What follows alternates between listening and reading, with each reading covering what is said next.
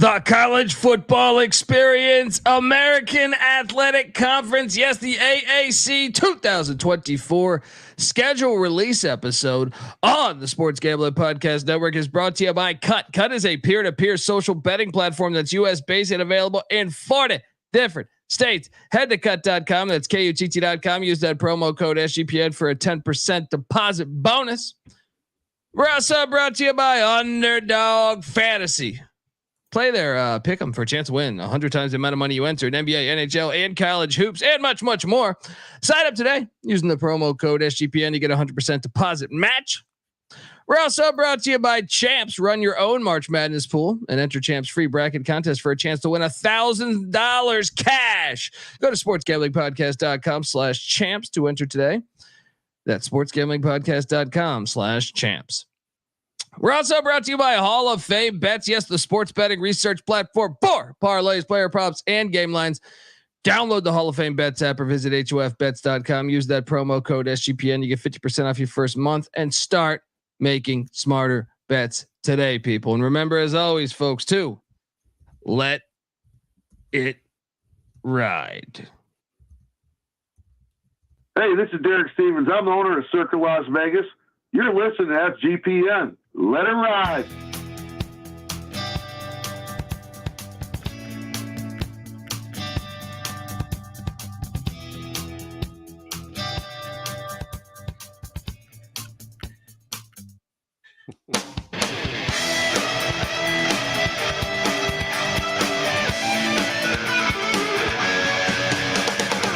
Yes, yes, yes. Woo! Welcome to the College Football Experience AAC American Athletic Conference 2024 schedule release breakdown episode. Essentially, it is in the middle of March Madness, but hey, we talk college football in the middle of anything. Doesn't matter if we're at a fucking funeral. Doesn't matter if we're at a wedding. Doesn't matter if I'm in a goddamn submarine about to get blown up. I'm going to be talking about college football nonstop. Hop on over to YouTube, youtube.com/the college experience. If you're wondering who the hell you're listening to, my name is Colby Swinging Database Dad, aka Pick Dundee. That's not a pick. This is a pick. He was raised in the land down under, where a man thinks on his feet, speaks with his fists, and lives by his wits. When Dundee happened, he was a superstar. And you're nothing but a chameleon, lemon-headed, coward, terrorist pussy. And I'm after you, buddy. You're going to pay for it. Good night. I felt like it's only right to play David Thompson when you're talking about the AAC that consists of the Charlotte Clits. You know what I mean? You got David Thompson, youtube.com. Not only youtube.com for us / the college experience. Hit that like, hit that subscribe. But then in your downtime, type in David Thompson, Charlotte City Council. That's right. And you'll get no one of the one greatest is deeper in Charlotte than David Thompson. Him and Biff Poggi drinking buddies, I hear. Yeah, gotta be. I am joined by my co-host. Give it up for former JMU Duke defensive back, the burrito eating, sideline kiss stealing, wheeling and dealing, Patty C in the place to be. Hi-oh. The Dukes are dancing. They got it done. Yeah, buddy. A little help from Arkansas State to knock out Appalachian State at the buzzer. But you know, let's just Patty. talk about it right now. We're not lucky. App State has a whole year to still talk trash. They're the lucky ones because we were coming for that ass.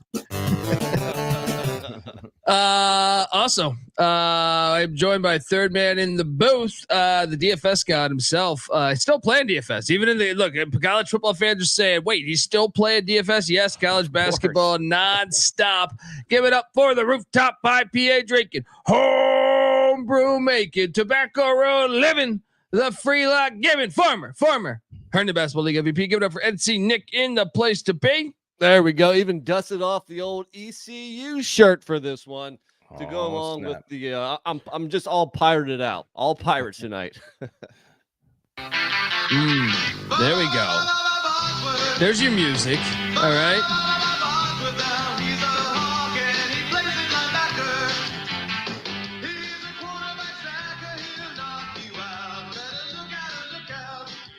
We're getting the long version. I know. Let it play. I could just listen to that all day. I don't know about you guys. It's just music to my ears.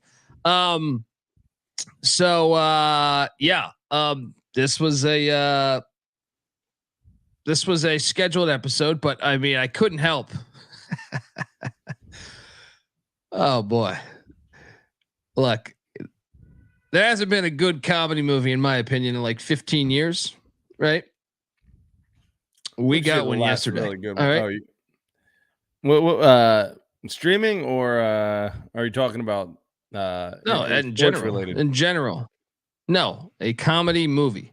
A real in my opinion, like hasn't been a really good one probably since the late 2000s. What do you think that one was? I mean, I'd have to chronologically look up when like The Hangover, when I was a big fan of. I don't even know if that's good though. That's fun, but it's not good. People seem to disagree with us a lot because I know Colby and I were fans of Horrible Bosses, but some people hate on that. I thought it was that was a good one actually. That's probably the last good one. When I think about it, because that one's more recent. Even the second one's decent. Yeah, it made me like Jennifer Aniston a lot more because I thought maybe she was a little bit of a. Oh, she was pretty hot. Yeah, and she was great in Office Space. Yeah, yeah. Yeah, she's actually got some heat when it comes to comedy movies. If you add Leprechaun, the original, to it, then you're really packing a lot of fucking heat. But my point is there has not been a very good comedy in a long time. So maybe whatever year, if I had to guess, Horrible Bosses, what 2012? If I had to guess, thereabouts. If I had to guess, sure. So we're at 12 years. All right. Well, yesterday we got a comedy. It was a documentary, but Ted Cruz was in Washington, D.C. speaking to Congress, and he brought his buddy Nick Saban with him. That's a duo. Oh my God. If before I, would try to argue with Nick Saban, as I understand some would say I'm a hater, but I lost all respect on this guy yesterday. Absolutely lost all respect on this guy. You want to talk about he should be a politician. He should run because the amount of bullshit that was coming out of his mouth yesterday was fucking unbelievable. Unbelievable. If you have not caught this, if Tommy Tuberville can, then Nick Saban can also. Right? Oh my God! To sit there and say, and I need to pull it up so I speak. So I don't have the audio clip. We don't have a producer on this show. Because just didn't work out. But I just want to get the at least like what he said. I won't have it in audio form for you, but I just thought there was just so many of them. There was so many of them. There was a point. So just to I guess paraphrase, but he basically said that it's all about the money now, and he said.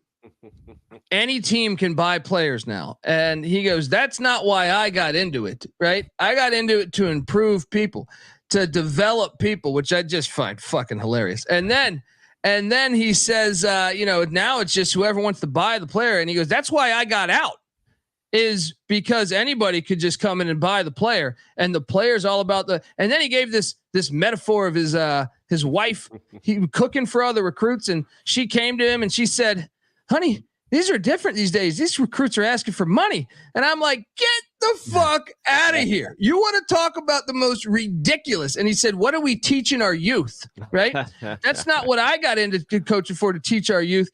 Oh my God. I like the amount of bullshit being thrown out there. Like Alabama and LSU hasn't been buying every goddamn player for the past 40 fucking years. Right? Well, that's what he was saying. He doesn't want everybody to be able to buy players. He just wants his school and maybe a couple others around him to be able to do that. It's pretty obvious.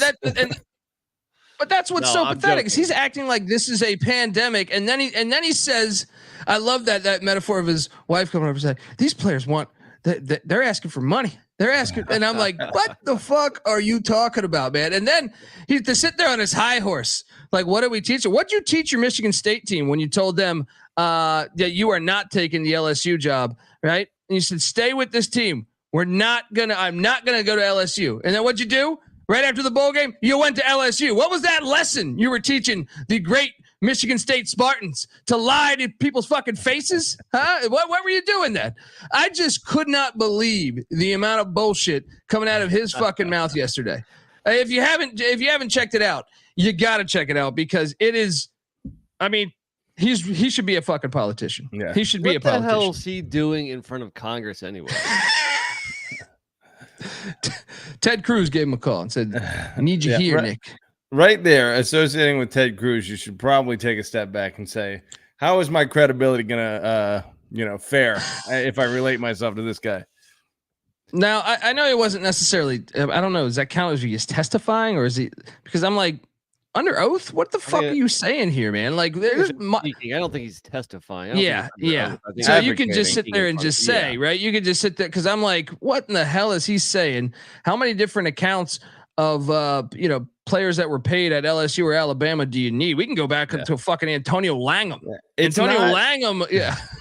It's not that, you can't advocate for, maybe going back to more of a contained,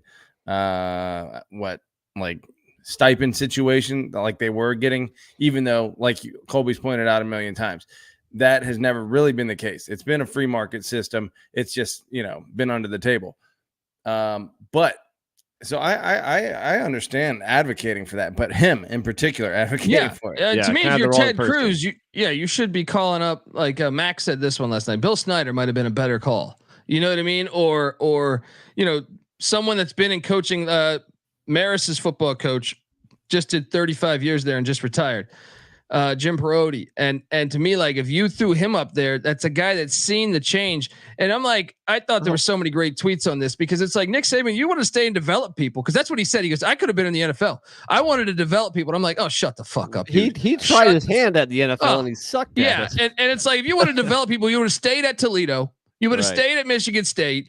Now what, hold on, wasn't Bill Snyder? He was the king of bringing in blocking the transfer and blocking transfers out. True. So maybe he shouldn't be the one talking about it either. But I think he's referring to someone that never. Bill Snyder got offered a lot of money to go to Arizona State, turned it down. He stayed at Kansas State, and to me, I understand though. But either way, I just could not believe the amount of shit coming out of that guy's mouth. Nothing, and none of it, I guess, had to do with the AAC, unfortunately. But let's make a tie-in somehow. I got nothing. Well, I just find it. I mean, dude, doesn't to me it hurts his legacy even more. Like going up there just saying absolute bullshit. Like, why put yourself in that spot? Why would you put yourself in that spot? Yeah, I think his rings do the talking for his legacy. I don't think people are going to forget about this in a week. This is old hat for Nick Saban too. Advocating for things that strictly benefit himself. Right. That's always been his MO. It's like, okay, I don't like this rule because I don't run the no huddle offense. Do we really want to have no huddle offenses like so prolific in college football? And then he adapts and he gets homeboy Lane Kiffin all of a sudden he loves it. Oh, it's not so bad. It's not so bad. Nick said, by the way, GBO forms far from a libtard. Ted Cruz is just a dumbass. Let's be honest. Anyway, I just thought it was so fucking hilarious that he uses the wife thing. Like she's cooked for these recruits for 30 years. Right now they're asking for money. And I'm like, right. Oh. Yeah. I want to picture like, Nick Saban maybe goes to relieve himself and all of a sudden the offensive lineman's like, hey, Miss Saban, can you please talk to Nick? Give me a couple extra G's. The most ridiculous story. Yeah. So how was breakfast, darling? Right. Well, it was great, but it'd be a lot better if you give me my $200,000. Right. Be a lot better if you give me my $200,000. But I just. Come on, man. That was the funniest fucking clip. I just couldn't believe that he was trying to be serious there. You cook a fine bird, but next time can you stuff it with cash? Just ridiculous. Just ridiculous to say all this shit. Yeah. Cannabis Cap right here saying, what would Miss Saban cook for a group of recruits? I mean, when she was at Michigan State, it would probably be something different. Then I feel like in the South, you got to cater to it. You got to go grits, gravy, egg, but they're from Ohio. Biscuits. Yeah. They're from Ohio. He's from West Virginia. Yeah. Oh, that's right. Okay. Squirrel. Well, Yeah. yeah. I think you're talking about steaks. I think you're firing yeah. up steaks. Yeah, Watch if you're out. getting number one Steaks can recruited classes year in, year out, you're practically Roots Chris. Hey, You know? if Harbaugh got in Yeah. trouble for a burger, a steak. I was about to say here, like Bruce Pearl had of someone coming to a fucking barbecue. You know what I mean? When Bruce Pearl was at Tennessee, a player shows up, and unfortunately, someone posted a photo and caught the player at barbecue, right? And Bruce Pearl basically got had for that at Tennessee. I mean, I'm sure he was doing a lot of other. Look, I'm not saying he's squeaky clean. I'm just saying. How's Saban getting the pass here? Is his wife's cooking for all these fucking recruits? What's going on here? Anyway, Saban's probably let's hop smart into this. enough to be paying the guys up top too. That's how he's getting away with it. He's not just paying the recruits; he's paying the NCAA. He's got everyone in his pocket. Yeah, I mean, I can see it. Folks, we're going to get into the AAC 2024 schedule. The brand new AAC. No more SMU. Get that shit out of here to the Atlantic Coast Conference. It's a little more American than it was, say, a year ago or 5 years ago. But before we start talking about all that, I want to tell you that the college football experience is brought to you by Merch Madness. 15% off everything in the Merch Madness promo code. I mean, in the SGPN store with the promo code Madness. Look, you got a Pick Dundee t-shirt out there. You got Patty C. You got a NC Nick shirt out there. You got all that good shit. Get on over there. 15% off everything with the promo code Madness all month. Merch Madness. All right. How many Patty C and NC Nick shirts are flying off the shelves? I'm guessing not a whole lot. I saw one. Actually, I think the Patty C one probably does better than the Pick Dundee one. Ah, there we go. Yeah. If I ever see someone wearing a Patty C shirt, I'm buying that dude fucking 10 shots on the spot. That's a promise. But wear what you wish for, buddy. Are you going to be in Vegas next week, Patty C? Like you had texted me, because you might meet your. I might go broke. Yeah, we're talking in Vegas. That promise doesn't count. Don't worry, Patty C. They canceled Cops. You won't end up on Cops. So they canceled that show. But look, I also want to tell you folks out there, the college football experience is brought to you by Cut. Cut is a peer-to-peer social betting platform that's U.S. based and available in 40 different states. P2P social betting is a new and better way to bet. Bet directly against your friends or other users on sports, politics, pop culture, and other events with verifiable outcomes, plus tons of fun social features that give it a feel of a betting social network, so to speak. Cut offers lower vig and fully customizable odds. You can create your own bets, and get this. Cut handles the payment side of things, so you never have to chase anyone down for dollars. So what are you doing, folks? Hop on over, download Cut today in the App Store, or head over to cut.com. That's KUTT.com. Use that promo code SGPN for a 10% deposit bonus. We're also brought to you by Underdog Fantasy. Underdog Fantasy is the easiest place to play fantasy sports. It's also the fastest growing fantasy app in the industry. Pick whether your favorite player will have a higher or lower stat total in this week's game for a chance to win big. You can win up to 100 times the amount of money you enter in a single night. Pick between 2 and 5 players and build a pick'em entry, and just know that with each player, it gets, big, the odds get better and better for you. Cannabis Capper in the chat. He's been writing a lot of great articles over sportsgamblingpodcast.com. Check those out, because he's been killing it on this with college hoops right now as it being March Madness, or give him a follow on Twitter at Cannabis Capper.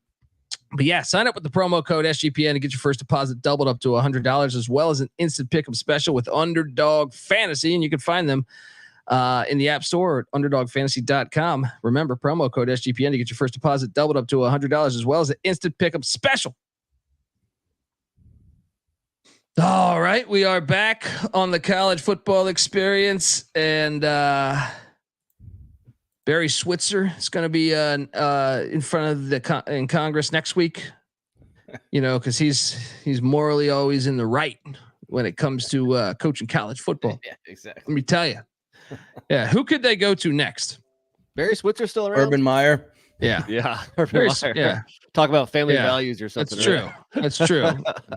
Barry Switzer, though, one of my favorite stories is he brought a shotgun to the airport, couldn't get on the flight. Whoops. Yeah. Forgot my shotgun was with me. Back when I used to fly Southwest in the 80s, you weren't allowed on the plane unless you had a gun. Yeah. I will say, you go back and watch those ads for stewardess.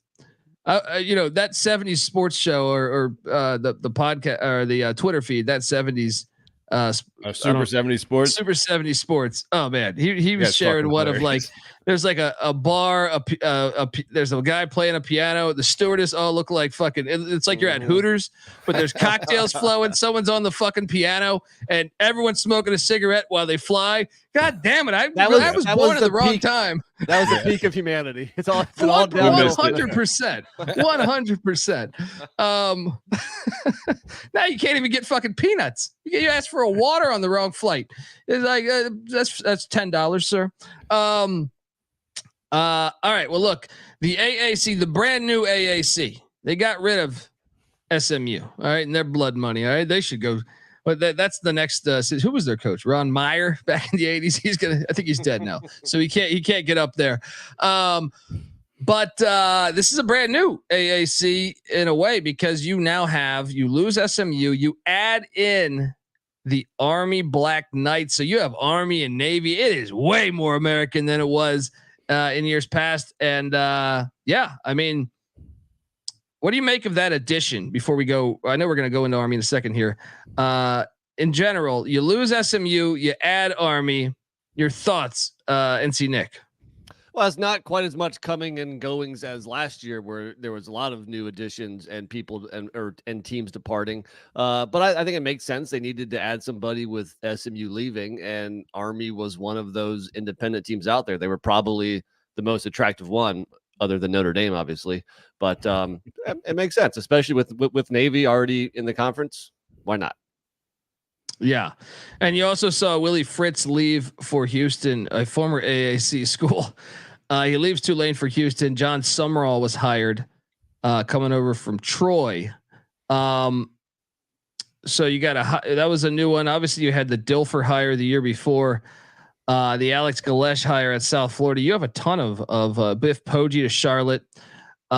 You've had just a ton of brand new head coaches come into this league. Other than Tulane, though, I'm looking quickly here. Is that the only new head coaching this year? Last year they had a bunch of them. Yeah, last year was a shit ton because Kevin Wilson came into Tulsa. FAU. Didn't North Texas got Tom Herman. USF. Eric Morris. Yeah. So I think you're right. I think that's the only one off the top of my head. Who's North Texas's coach again? I'm drawing a blank on that. Eric Morris agency. Okay. He was a first year coach last year too. So last year, half the damn conference, if not more than half, had a new coach. So not as much changes this year. Yeah, and it's going to be interesting to see. But let's hop into it, because ranking the schedules, by the way. And see, Nick, did you have a tier to this? No, not really. I just listed all 14 of them. Yeah, that's what I'm saying. But is there a like, you know how you broke down tiers in the other conferences? I'm saying, did you have UTSA, so FAU, or I don't know. FAU wasn't great last year, but yeah, it was kind of tough to do that. But yeah, so the top of the conference I had, and it basically goes on last year's conference record and overall record. But I think it's different because like Tulane lost their coach. But my top tier, I guess, is Tulane, UTSA, and Memphis. But no Frank Harris at UTSA without him. I didn't hear East Carolina in there. That's shocking. Well, they were 1-7 in the AAC last year. Well, 2-10 overall. Turns out there was another mole. First it was Scotty Montgomery. All right. Now JMU sending their mole. That's right. Realistically, Nick and I have been attacking you on both sides. Do you guys agree with that top three? Say, hold on. It was UTSA, Tulane, and who? Memphis. Yeah. Florida Atlantic is close. South Florida is going to be growing, but I don't think they're on that tier just yet. South Florida, when they get that stadium on campus. Yeah, but they were just 4-8 overall, 3-5 in conference. So true, but not that long ago they were pretty good, like 2 or 3 years ago. But that same with East Carolina, and when Kiffin was there. And obviously, Navy had some great years under Niamontalolo. I think like 2016, they finished in the top 20. Yeah. But speaking of ECU, let's talk about the bottom. Now, record-wise, ECU was tied for worst in the conference, 1-7. They were the worst overall record. 2-10, worst overall record. Do you have them the bottom three? No way. Let me ask No Patty. way. Patty, do you have them in the bottom 3? They won like fucking 9 games the year before that. Yeah, I think Mike Houston is generally better than that. So I think I agree with you guys. My bottom 3, which it was kind of tough, but it's Temple, Tulsa, and Charlotte. Yeah, and I'll be honest. I think UAB is heading there, man. Like Trent Dilfer hire was random. Like to me, Charlotte showed signs of life. They've been killing it in the portal. And Tulsa, I love that Tulsa hire. I think it's going to work out. Like, I know we hit on our under against Patty C with Tulsa, but I'll be honest, watching Tulsa every game, I was like, you know what, man? Wilson he was the guy that really turned around Indiana. I know, like Michael Penix and stuff, they get the credit there with what the fuck was their coach they just fired? He was the real guy to turn around Indiana. He was the real guy. Yeah. But honestly, I think, go ahead, Colby. I think he's going to do a great job at Tulsa. Tom Allen. Like I think they're on the way up. Tom Allen. Yeah. Yeah. So actually, and that's why I think that the bottom of the conference was really hard to pick. So I didn't factor that into my rankings, my schedule rankings. All right, well, let's get into it. YouTube.com/The College Experience to see 190 people in this bitch. Hit that Real like, quick. hit that subscribe. Where do you put Army in that? Well, that's different. Here's what's interesting. They abandoned the triple option and they paid the ultimate price for doing so. Now they bring it back. 1 year gone. They realize, what the fuck are we doing here? Look at Troy Calhoun dominating college football over there. Less than a year. Didn't the second half of the year they start to they run started the ball to, but they weren't running like they fired the OC. They brought in a new OC to go back to the old well. option. Still went 6 6-6 last year and went bowling, so they would have finished kind of middle of the pack in the American. So, but they generally do that against a trash independent schedule. Yeah, and like I said, they switched to a heavy. If you look at like the rushing stats or attempts per game after like week 7 when they're struggling, Monken was like, you know what, fuck this. I'm just running the ball nonstop, and they started winning some games. So it's people like to push the narrative that you don't run the football anymore. I mean, I talked about this. 12 of the 14 NFL teams or 14 of the 16. How many make the playoff in the NFL now? 14. Yeah. 12 of the 14 still finish in the top half of rushing stats, by the way, including the 2 Super Bowl champs or two Super Bowl. So it's an illusion they like to throw out there. Running the football, Michigan. They didn't run 35 straight times against Penn State, right? Yeah. Well, they got I rest my case. Yeah. All right, let's jump into this shit. First, we got the Army Black Knights. I'm excited to have them in the AAC. I love the fact now you got the AAC. I said I like the Mountain West more than the AAC, and that's true. Yes. But I gotta love the fact you have 2 triple option teams in one conference. Gotta love that. All right, bold take. This is my least favorite conference in college football. Wow. There's no field to it. It stretches across the whole country basically. There's been so much coming and going that I don't feel there's any continuity. There's continuity. It lacks rivalries big time. Army Navy, the best rivalry in college football. Well, that does help with the addition of that. Good point. But I think the Sun Belt's more entertaining, the Mountain West, and I want to even say the MAC and the CUSA. Hold on, let's talk about. I'm not saying better, but I'm saying I'd rather watch those games. Let's talk about this, by the way. And Garrett's right. Wichita State needs to start their football program and be in the AAC. Yeah. They failed on rivalry week here. I mean, yes, Army Navy happened, so that counts in this particular team, but they really failed. Charlotte and ECU, they don't have a rich history, but I do believe there's animosity between Charlotte and the rest of the state. So I do think wasn't Poggi talking shit last week? Yes, and in basketball, basketball was a little chippy. I think there's a ton of potential there. End the season with Charlotte ECU every year. To me, Mississippi River football. Now they got it right this year. They didn't get it right last year. Memphis and Tulane should play every championship or rivalry week, every final game of the season. Nicely done. We know Army and Navy will, right? Even though it's like weeks later. But to me, UTSA, Rice, UTS. I even think like you do UTSA, Rice, and you do North Texas, Tulsa, so you can have the Denton's close enough to Dallas where you can have that little Oklahoma. Why not just do fucking Rice and North Texas? Oh, I guess UTSA is in Texas. You got 3 Texas teams and 1 Oklahoma. Okay, I see what you're doing there. Yeah, Yeah. that's The probably rest of right. it's pretty easy. The 2 Florida schools, but then you're stuck with what, UAB and Temple. Well, that's what I'm saying. That's the only one that gets fucked. But until they develop something, until they develop another rivalry, I know UAB and Memphis have a little bit of a historical rivalry. You could put that one on Halloween and still try to play into that. But yeah, they kind of failed. The Army Navy. And here's the other thing: you don't have to schedule a conference game on the last game of the season. Like if there are rivalries available, you should play them. I don't know that Temple has one, but but then you need 2 conferences to agree. I think it gets a lot harder when 2 conferences are involved. That's true, but still, I mean, it's been done a lot of times. The SEC, ACC Temple, do a lot. Here's what I say: UConn's still independent. Temple, UConn should end the season every year. Yeah, it's a close enough. I mean, I would rather because UMass is joining the MAC, so we're not going to get UConn UMass anymore to end the season. I would like that one. About half the damn conference plays UConn this year, so they're kind of at one point they were in the American, they kind of still are. I missed the civil conflict, but now they're in the Big 12. It's terrible. Let's take a look at Army schedule. I had this the second easiest, by the way. The non-con home to Lehigh. Shout out Mountain Hawks. Pissed money away on them today. At Florida Atlantic. No, I'm sorry, that's not in the non-con. The non-con then would be Air Force.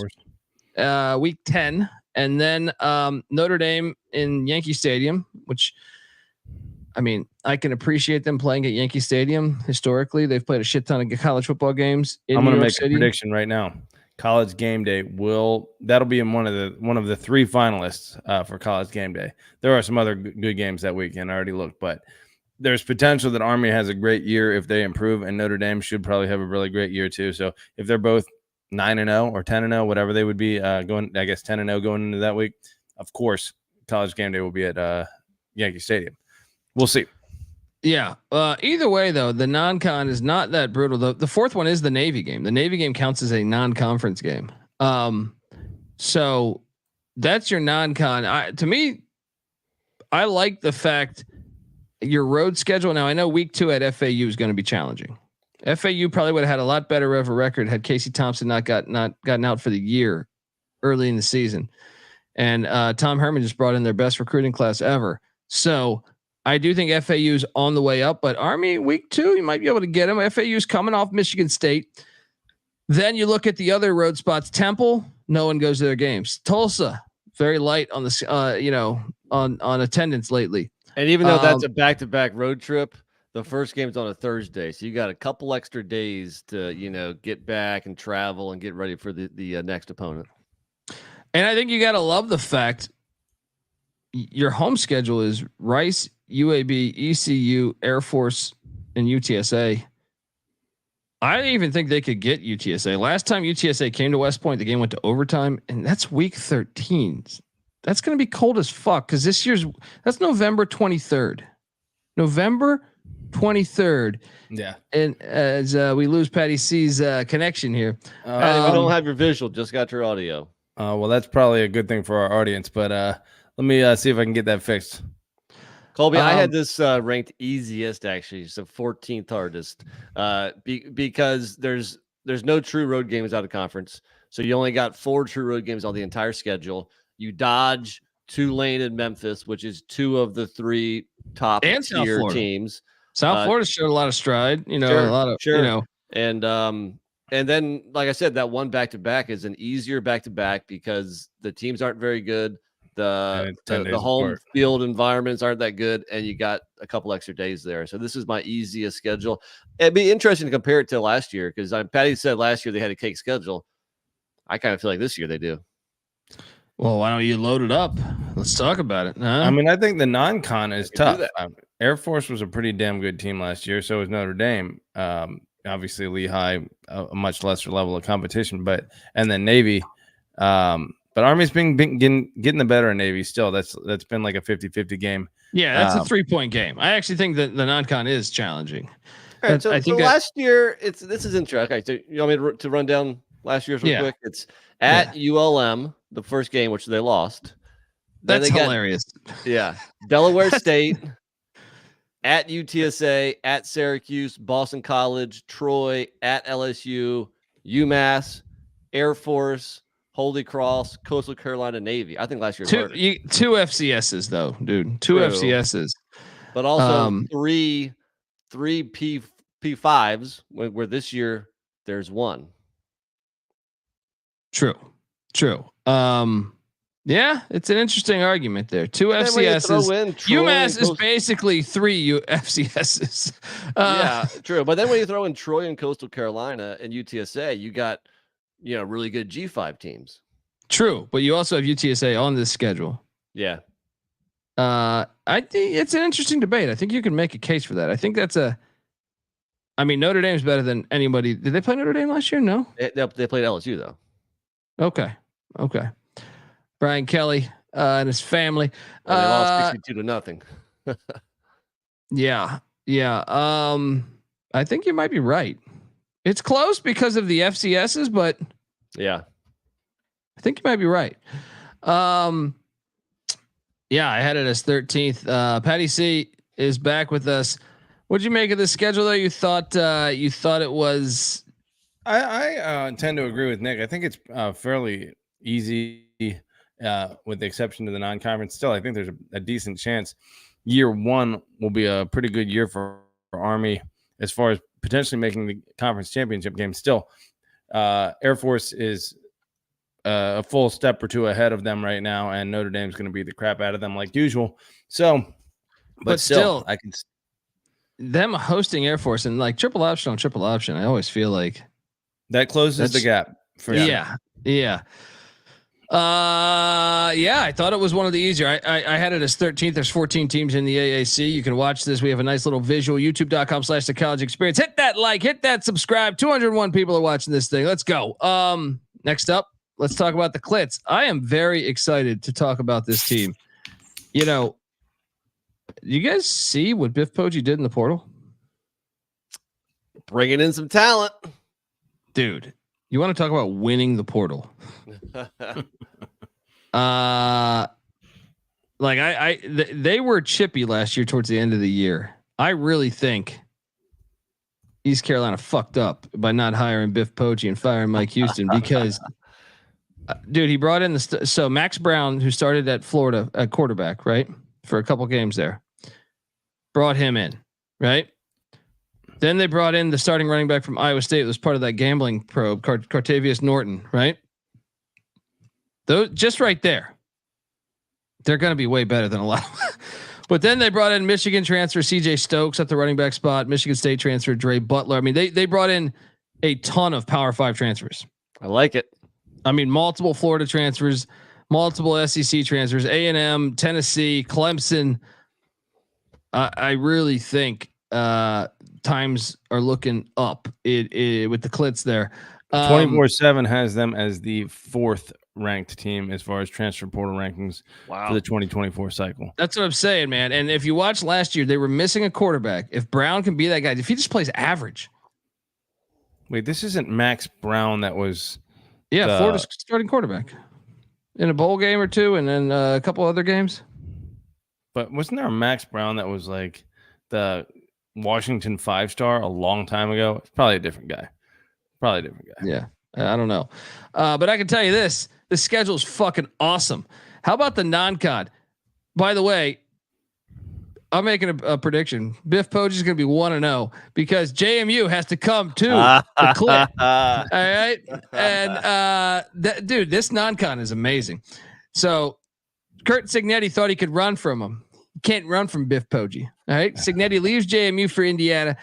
Indiana's already on the schedule. All right. Week 4. So non-con home to JMU, at North Carolina, home to Gardner Webb, an FCS playoff team year in, year out. Now they do lose their head coach, but I've liked what they've done in the portal on the bounce back. And then at Indiana, that's a tough non-con, but I think they're going to go 2-2. And I think you might even be able to, the fact you're getting 3 new coaches out of 4 and Mac Brown, you never know. You know what I mean? Nick? What? Like, Out of What do you confidence? think of that non-con? Yeah. I think it's fun. I think it's challenging though.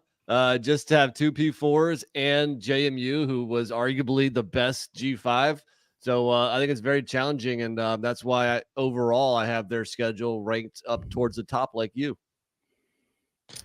Yeah. So they end You guys are crazy, non-conference by play. the way, They if you think that's an easy non-conference slate. No, who said easy? no, I Well, didn't I say guess easy. I said Challenging.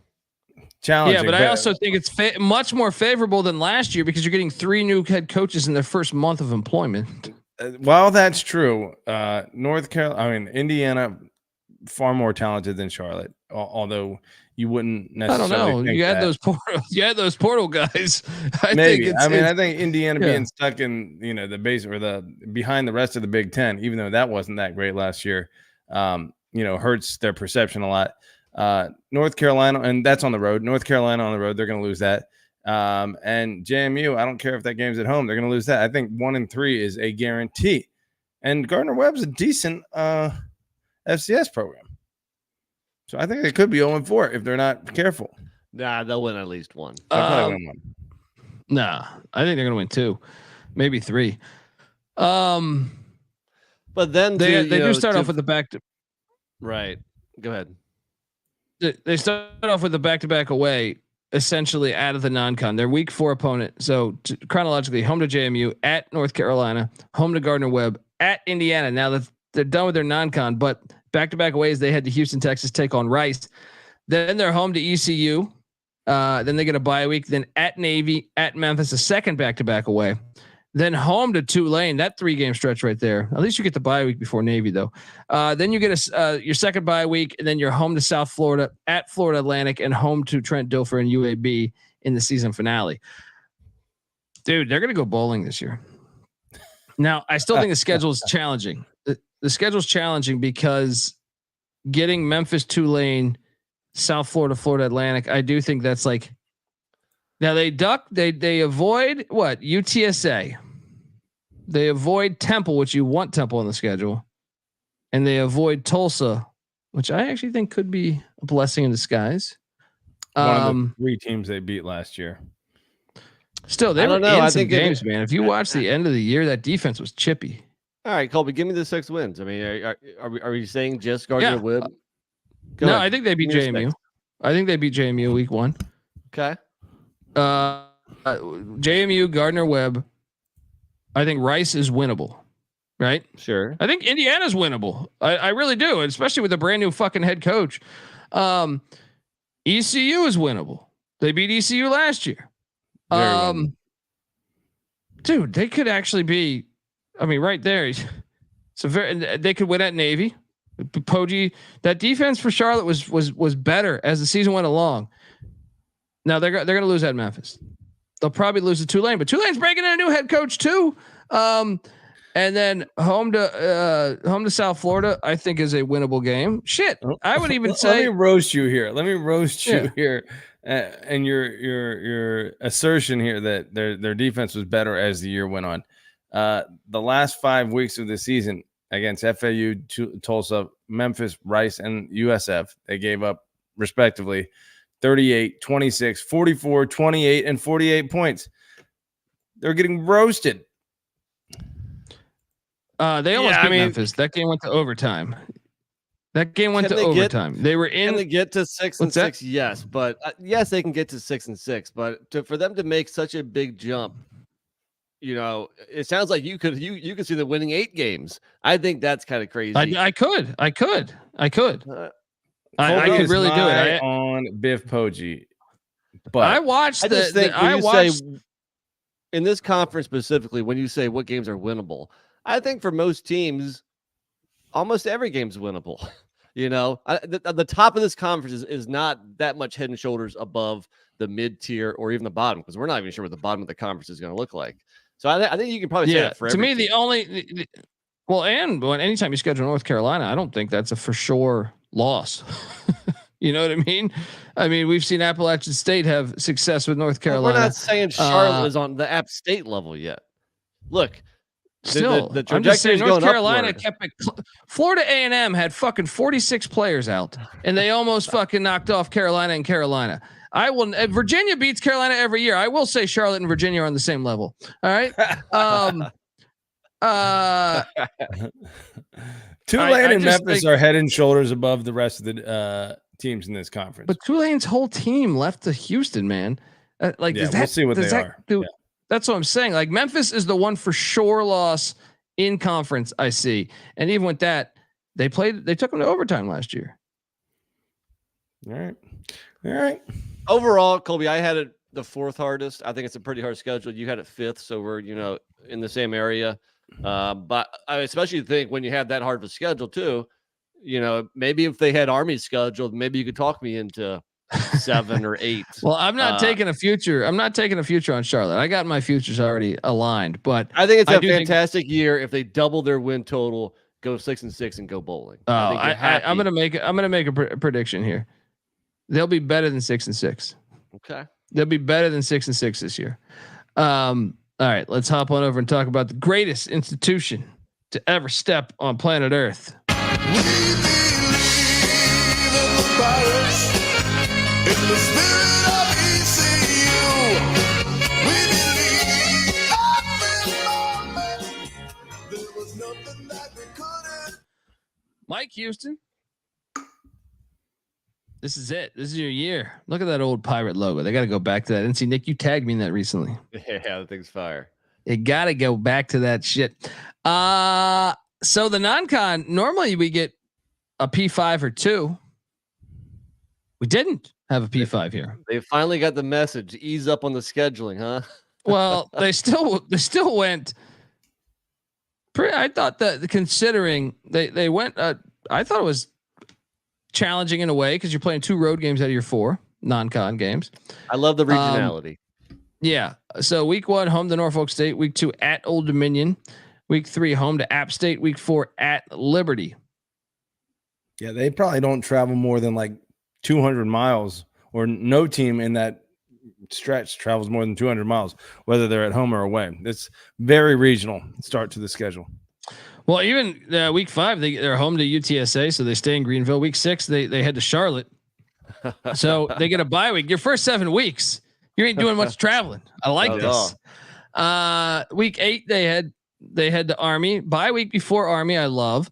Then home to Temple, which I love, getting Temple on the schedule. Then week 10, another bye week. That's the only thing. I think I'd like to spread out my bye weeks a little more.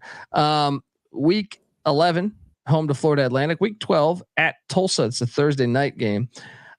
Week 13 at North Texas. Not the craziest back-to-back away though. Again, and then home to Navy. Too.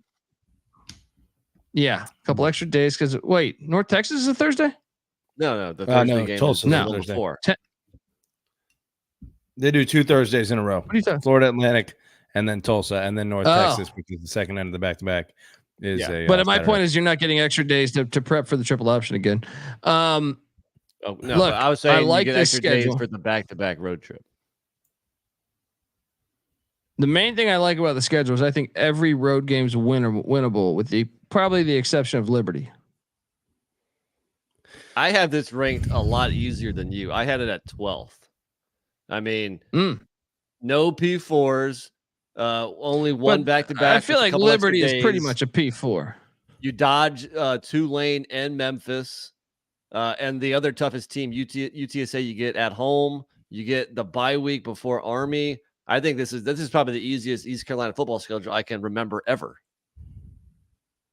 Probably true, but I'll say this: I still think it's harder because, like, you could open up 1-4. Yeah, Old Dominion on the road's a tricky. Old Dominion played good game. last year, man. Ricky Ronnie had a great. I thought they were going to fire him, and then they looked good to me last year. So that's a trickier game than, and then it's like App, Liberty, UTSA, and then even at Charlotte, who I'm high on. All 3 of those teams, if these teams are anywhere comparable to where they were last year, all 3, App State, Liberty, and UTSA, will whip ECU's ass. So compare it to Army's ECU last year too. Compare it to Army's out of conference schedule: Navy, Lehigh, Air Force, Notre Dame. Okay, Liberty, Notre Dame. Notre Dame's tougher, I would say. Probably, but not Yeah, much. I mean, Yes. Liberty's schedule last year was a breeze. They didn't play anybody. True. Katie still- Salter's back though, right? Well, they might have But had no- some L's if they played No, This is- tougher but, opponents. yeah, it's true. But also Notre Dame loses to Stanford every other year. Then you got Air Force compared to App State. App State. Who's Push. I'd better rather there? play Air Force personally. That's tough. I mean, Old Dominion compared to Navy, Old Dominion's better. Old Dominion went to a bowl. and then your FCS is Lehigh and Norfolk State. So Yeah. pretty Norfolk's comparable. better. Norfolk's better, but it's not by that much. Pretty comparable, but you had Army at 13th overall and ECU at 7th overall. You can't tell me ECU's in-conference schedule is that tough. Well, to me, they get UTSA. I'm higher. I guess I'm higher on Florida Atlantic and Charlotte than you, because those two stand out to me. You're getting, to me, three of the better teams. Yes, you avoid Memphis and Tulane, but I don't even know what to make of Tulane. Like I Yeah. said, I think you're more bullish on Tulane than me. Tulane's whole roster went to Houston, so it's like, how fast can that guy, rebuild Tulane and get them where they should be? Is Tulane the Cincinnati of college football this year? Just rated with the portal and a new coach. Potentially. And then, like, to me, I also think at Tulsa is going to be a lot harder, especially getting Tulsa week 12. I'd much rather get Tulsa the first month of the season, but yeah, I understand your point. And maybe I gave them a little love. Maybe I got them two spots of love. But I still think it's a harder schedule. In the middle, though, it's like a lot of these G5 conferences. It starts getting tough to grade and put one schedule tougher than the other. So I won't give you too much grief over it.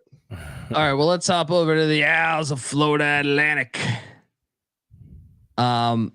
I had this as third easiest in the conference. Nick, what'd you have this? Second easiest, 13th. Okay. Now, it's hard to make a case for that in a way, because they do play at a P5 in Michigan State, but they get Jonathan Smith in his first game, which I think they could win that game. Right?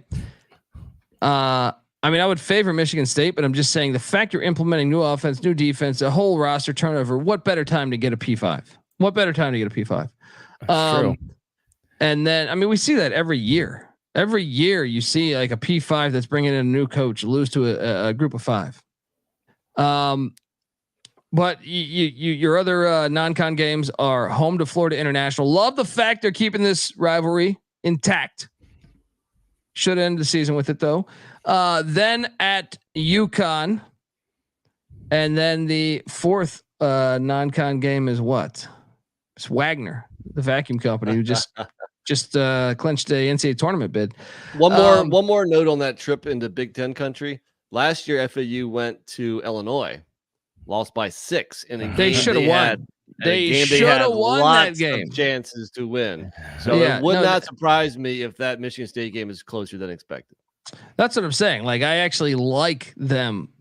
They probably have the best P5 on their schedule, like the best point to catch them, and a team that's vulnerable just because they're breaking in a brand new head coach. And Yeah, if you're looking at other P5s within this conference, Notre Dame, we touched on, I guess. Yeah, we got to start saying P4, but Houston's not the toughest. Rice has them on the schedule. Other than that, though, most of the P4s, Arkansas, UAB has. See, I'd rather play Michigan State than Houston, because Fritz brought like 30 of his guys. So it's like you're getting kind of Tulane. Who do you think's better, Illinois last year or Michigan State this year? Probably Illinois last year. Well, I mean, it depends how fast Jonathan Smith can get it going. Bringing in Aiden Childs was huge. I think they're going to be very fucking good, but I don't know if it'll be this year. I think it'll be next year. They'll be very good. Florida Atlantic, by the way, 4-8 last year, 4 losses in 1-score games, and their wins were by 22 points. Granted, that was against Monmouth, but a 38-point win at USF, a 22-point win at Charlotte, and they did squeak by Tulsa. But so they generally have been kicking the asses of the game in the games they win, and losing some close games too. Maybe they're a little better than their record indicates. They might be ready to take a bump up this year, Well, especially with an easier schedule. Casey Thompson got out for the year, guys. That was like a huge part of their team. Now I'll say this, like, I think the schedule spaces out correctly. Like, let's say they lose to Michigan State, right? I actually think Army might be like their hardest, just because of the triple option. That might be a tricky game down there in Florida. But to me, I like the way the schedule aligns. At UConn, then you get Wagner, right? Oh, then you get a bye week, and then you get North Texas in Boca Raton, which I don't think North Texas is very good. Then you head to UTSA. Oh, then you get a bye week. This is your hardest stretch here to me, is home to South Florida and at ECU. After that, you get kind of a bye week by going to Temple, where 4 people will be there. Then you're home to Charlotte. Now that's a tricky end of the season, Charlotte and Tulsa, because I do think those two teams specifically going into year 3 will be playing a lot better, and you're pretty much getting them in year 3 of both coaching regimes. Weather-wise, for the South Florida boys, in November they get at Temple and at Tulsa. That could be even ECU could be a little cold. Yeah, it's early November. It's probably not. Well, it's a Thursday night though, so at least it's at night. But that's probably not too bad. I had it 12th. You had it 14th. You had what number? 13th. Yeah, Patty. See your thoughts on this? No back-to-backs, and also they dodged Memphis and Tulane. I think it's pretty manageable. I think they do have one back-to-back. Never mind. Sorry, Patty. Go ahead. I think you're right. I think honestly, it wouldn't be stunning if they started out 5-0. Yeah, which would be, or even 6-0. Really, I would say. I would say that like they won't be favored against Michigan State, but that's a winnable game, and I think they'll be favored against Army, FIU, UConn, and Wagner, and North Texas, Even on the road against UConn. Yes, UConn sucked last year, and then they get North Texas at home off the bye. They won't win all 6 of those, but 4-2 wouldn't at all surprise me. Right? And I think they should expect 4-2. Yeah, and then second half of the season isn't exactly ball busting either. I know Colby is super high on a 3-9 Charlotte and a 4-8 Tulsa team. That's on the second half of the schedule. Temple too. Hey, look, Florida Atlantic. You're right. Could have a fucking major step forward just based on the schedule. Best recruiting class they ever had this year too. So hello, Tommy Herman doing it right. Let's jump aboard to the next team. The Memphis Tigers, Silver Child, Ryan Silverhairs, is back. All right. Great year, breakthrough year. Some say, their non-con consists of home to North Alabama, home to Troy, which John Summerall left for, Tulane. So Troy open position there. Then at Florida State week 3, and then week 5 home to Middle Tennessee with the brand new head coach and Derek Mason. So getting two of your 4 games with the brand new head coaches in their first 5 weeks. You gotta like that in the non-con. NC Nick, what'd you think of that non-con? I think it's tough enough. I think it's not the toughest in the conference. It's not the easiest. Troy has been really good lately. Even if they lose their coach, I think they're not just going to drop off the face of the earth. I think Troy is still going to be a good team. And Middle Tennessee is always love the regionality there. But you can't say that. Stansbury. Stockstill's been there for 20 years, so we have no idea what to expect. They could be awful. True. Yeah, very true. But then at Florida State, I mean, that's one of the toughest in the whole conference. Yeah. That's a loss. Yeah. I like that. So it's Norvell against his old assistant. I like this. So to go chronologically, home to North Alabama, home to Troy, at Florida State, at Navy, which I think that's a good spot if you're a Navy fan, right after the Florida State game. That's tough. Then home to Middle Tennessee, then you get a bye week, then heading to Raymond James Stadium, take on South Florida. To win the Troy game at home, would you say? Yes, because Troy's bringing in a brand new head coach. I think Especially they will. At home, yeah. The triple option on the road against Navy is tough, but it's early in the season, so the weather won't be a factor. We're expecting right after Florida State, though. That could be a body blow, and then Navy might have the upper hand there. I know they've whooped Navy's ass the past 4 or 5 years, but when Niumatalolo was rolling, Florida State without Jordan Travis, I don't know if we caught them, and without Tate Rodemaker, their only performance was 62-3, or what was the score? 63-3. So we'll see if Florida State is the team they were last year. But I think at DJU. Oh, that's true. Yeah. We should expect a loss there, but 4-1 is where I would have them. And then you have the bye week, and then probably a national spotlight on the South Florida Yeah. game on the road there. I think 4-1, 3-2. Like I think Navy could get them. Navy could get them there. But I understand your point. It's favorable. And then so you come out of the bye, we get to week 6 at South Florida. You know, that's an NFL stadium. We're waiting for South Florida. So it's not like I like that if that's on your schedule. I'd much rather play at South Florida than at UTSA, even though I know they play at UTSA. I'm just saying, or at Tulane, which I know is on their schedule too. But I just think that place doesn't always get packed. So after at South Florida, they're home to North Texas, then home to Charlotte. Then they head to the Alamo Dome, the house that J.R. Reed built in San Antonio, Texas. Then home to Rice, home to UAB, by and at Tulane. So they avoid East Carolina, which they got lucky. And they here's another thing. Who do they miss here? They miss Temple, Army, Temple, East Carolina. Tulsa. Who's the fourth team? Tulsa. That's kind of favorable, man. That's pretty favorable. Wait, it's favorable to miss all those teams. Yeah. A 6-6 Army, a 2-10 ECU, a 4-8 Tulsa, and who is the That's other what one? I'm saying. No, so I guess you don't want to miss him. You want to play him. Yeah, it's Yeah, unfavorable. I think to we miss all we those. we phrased that incorrectly. Well, thanks. No. I Thanks for the think catch, Patty. ECU. Well, I think no. ECU is going to be a lot better. All right. Yeah. I mean, I think Army will be a bowl team, and tough game. I think Tulsa will be a bowl team. I think So we're looking at the bottom of the conference. The only team that we really know is going to be really bad is Temple. So maybe that's the only team. I have another one in there. UAB? I have a couple. My bottom, based on like what I think is going to happen. Yeah. North Texas and UAB is going to be in there. Okay. So Rice is the interesting team with EJ Warner now.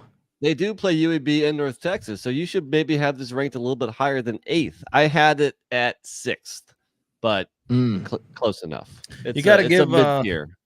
Eric Morris credit for 5 and 7. Which is better than North Texas. We'll see because no, Seth Luttrell was going to fucking conference championship game. Seth Luttrell was. What I'm saying is that's better than what they had done before Luttrell. But so he basically maintained Luttrell's level through his first year or thereabouts. Let me tell you about North Texas. They were 5 and 7 last year, but they also lost to Tulane by a touchdown, to Memphis by a field goal, to UTSA by 8. That team was in almost every game. They got blown up by SMU. But as far as their conference games, they were in all of them last year. Yeah. Fair. But I would also say they just if you watch them, to me, they did not pass the fucking eye test. Like they they should have lost to La Tech, which is horrible. La Tech's fucking horrible. Abilene Christian almost got them, right? Like their only blowout win was Temple. Okay, so right? they play everybody close. Yeah. And some of that shit's dressed up. They get down like 30, and then they just fucking keep throwing passes. Well, also that 7th-year quarterback is gone too, right? What's his name? Yeah, Une. Yeah, Austin Une, man. That guy too was around forever. I would expect North Texas to gravitate back towards where they've always been, which is toward the basement of their conference. Yeah. And remember, they had Seth Luttrell's guys. All right, now let's jump on over and talk about the Navy midshipman, Brian Newberry, year 2. The non-con home to Bucknell at Air Force. A neutral site Notre Dame game in East Rutherford. Notre Dame putting both Army and Navy on the same year, you fucking losers. And then the Army game. Yeah. Army and Navy and Air Force are America's team, Patty C. They want to be in that category. Notre Dame's called the Fighting Irish. Ireland Fighting Americans. Real quick before we get into Navy, can I just say that Memphis Tulane game on Thursday at the end of the year will likely be for a spot in the conference championship. They're not doing divisions, are they? No, I think it's just the top 2 teams. Yeah. Fairly certain it's top 2 teams. So it's a great spotlight. Both teams have a week bye before that. So good job, basically putting your biggest game of the year, in the spotlight on a Thursday night. Anyway, I think this is a favorable schedule. I know the Notre Dame game's probably a loss, but I'm saying at Air Force probably a loss too. Air Force seems to have their number, right? But still, it's an option game, so it's going to be like 17-14 in the fourth, or 13-10. So it's like I think that's still winnable. When I look at the other away games at UAB, Trent Dilfer, I got no idea what, if anything, like they didn't look great last year. So if anything, I lean towards. I think that's a questionable hire. At Rice, that stadium's empty as fuck. At South Florida, even though Galesh has it going, it's still a big ass NFL stadium that's half empty. Yeah. And then at ECU. So like to me, I had this 11th. I almost put this at 12th or 13th because I thought, man, your only lit environments are like Air Force and ECU. You know what I mean? Like you kind UAB? Does UAB? They have that new stadium, right? Yes, but to me, they were getting their ass whooped so bad last year. I don't know that they're showing up for that shit. But they do have 2 sets of back-to-backs. I think it's on the easier side, Colby. I had it ranked 10th. You were 11th. I think we're closer. I don't think it's one of the top 2 or 3 easiest, but it's not too far behind. Could be a big year for the academies because I love the fact they get Tulane in Annapolis on November 17th. That is a nice get because I think they can get Tulane there. It's a nice schedule to me. It's like both academies, Army and Navy, both have a favorable schedule. If they want to jump up, they could have a really big year. I think it's a little challenging. Well, of course. I mean, like I still think because it's Navy and they weren't haven't been very good, but even still, I mean, Memphis, even if you get them at home, that's generally one of the tougher games in the conference. Road trip after Florida State, though. I like that. That's a nice spot for them. A road trip to Air Force. I mean, in the non-conference, Notre Dame, and a road trip to South Florida. Then you got Tulane, and then the road trip to ECU, which will be, maybe lit. I don't know. Last game of the season, maybe ECU's not as lit. It's still more lit than South Florida. Sure. Shit's empty as fuck. Yeah. Even when they win. Yeah. I would expect that. And that's my point is like, I think there's 5 or 6 games. It's going to be pretty tough for Navy to win there. I mean, would it? If they beat Air Force, it wouldn't shock me. That thing's always 13-10. It wouldn't shock me, but going to Air Force is a tough spot. At Air Force, I think you got to expect the Falcons to get that, but it'll probably be close. That's what I'm saying. You're talking about one play could be the fucking difference. If they can change their season by one play, that thing's if Navy gets better, then Navy can go from 3-9. It's the second year of Brian Newberry. I mean, if we're gonna give credit to the other second year coaches, I feel like they're gonna at least know what he wants to do more. Sure. I think that probably factors big at Navy. You get your system in place, you get everyone rowing that boat in the same direction, and all of a sudden you're making moves. I think it's a nice schedule. Folks, I want to tell you that the college football experience is brought to you by Manscaped. We top of the morning to you. This episode is brought to you by St. Patrick's Day's shaver, Manscaped Lawnmower 5.0 Ultra. This year, don't just chase rainbows. Make your own pot of gold and groom your little leprechaun with the leaders in below the kilt care. Say goodbye to your old clover forest there with Manscaped's Lawnmower 5.0 Ultra and let your confidence shine bright. Embrace the luck of the Irish and join the 10 million men worldwide who trust Manscaped. Head over to manscaped.com. Use that promo code SGPN for 20% off plus free shipping. Look, ever since I've Manscaped, I can proudly say I found my pot of gold at the end of the rainbow. So what are you doing, folks? Meet your new lucky charm for St. Patrick's Day, the Lawnmower 5.0 Ultra. This trimmer, comes with 2 interchangeable blades, the next gen skin safe blade heads, one for the classic trim, and a new foil blade to go smooth wherever your heart desires. Up on Space Mountain with Ric Flair. Who the fuck knows? Look, this thing's got dual LED lights or spotlights. So, I mean, look, even if you're not shaving, they're fun. You shine the light on in. All right. Navigate your shamrock patch in peace, though, with that little light, concerned in the dark. Haven't paid the electricity bill. Don't worry. We got you covered. All right. Worried you'll make a mess? Fear not, because this thing is waterproof. Yes, it is. You can shave under a goddamn waterfall like your goddamn Kevin Costner and Robin Hood. sitting there, butt ass naked, Sexy as shaving. shit. Get 20% off with free shipping with the promo code SGP at manscaped.com. That's 20% off once again with free shipping with the promo code SGP at manscaped.com. This St. Patrick's Day, make your little leprechaun luckier than ever with Manscaped. We're also brought to you by Champs. Champs is hosting a free March Madness bracket contest for a chance to win $1,000. Plus, if you host your own March Madness pool on Champs, you'll get an extra free entry into that $1,000 contest. So get on over there. Tiebreakers are determined by who enters first. So what the fuck are you doing? Head to sportsgamblingpodcast.com/champs. That's sportsgamblingpodcast.com/champs. All right, next up, back on the college football experience. We're jumping over. We're talking about that North Texas team. This is the hardest schedule in the conference. Mainly because I feel like every team minus Temple is good. Even the FCS is not bad. Now you are at a new coach starting out the gates. That is true. But it's a road game, and Major Applewhite was their offensive coordinator a year ago. So it's not like they're going. I think they're going to be running the same shit. But okay, yeah, maybe that's true.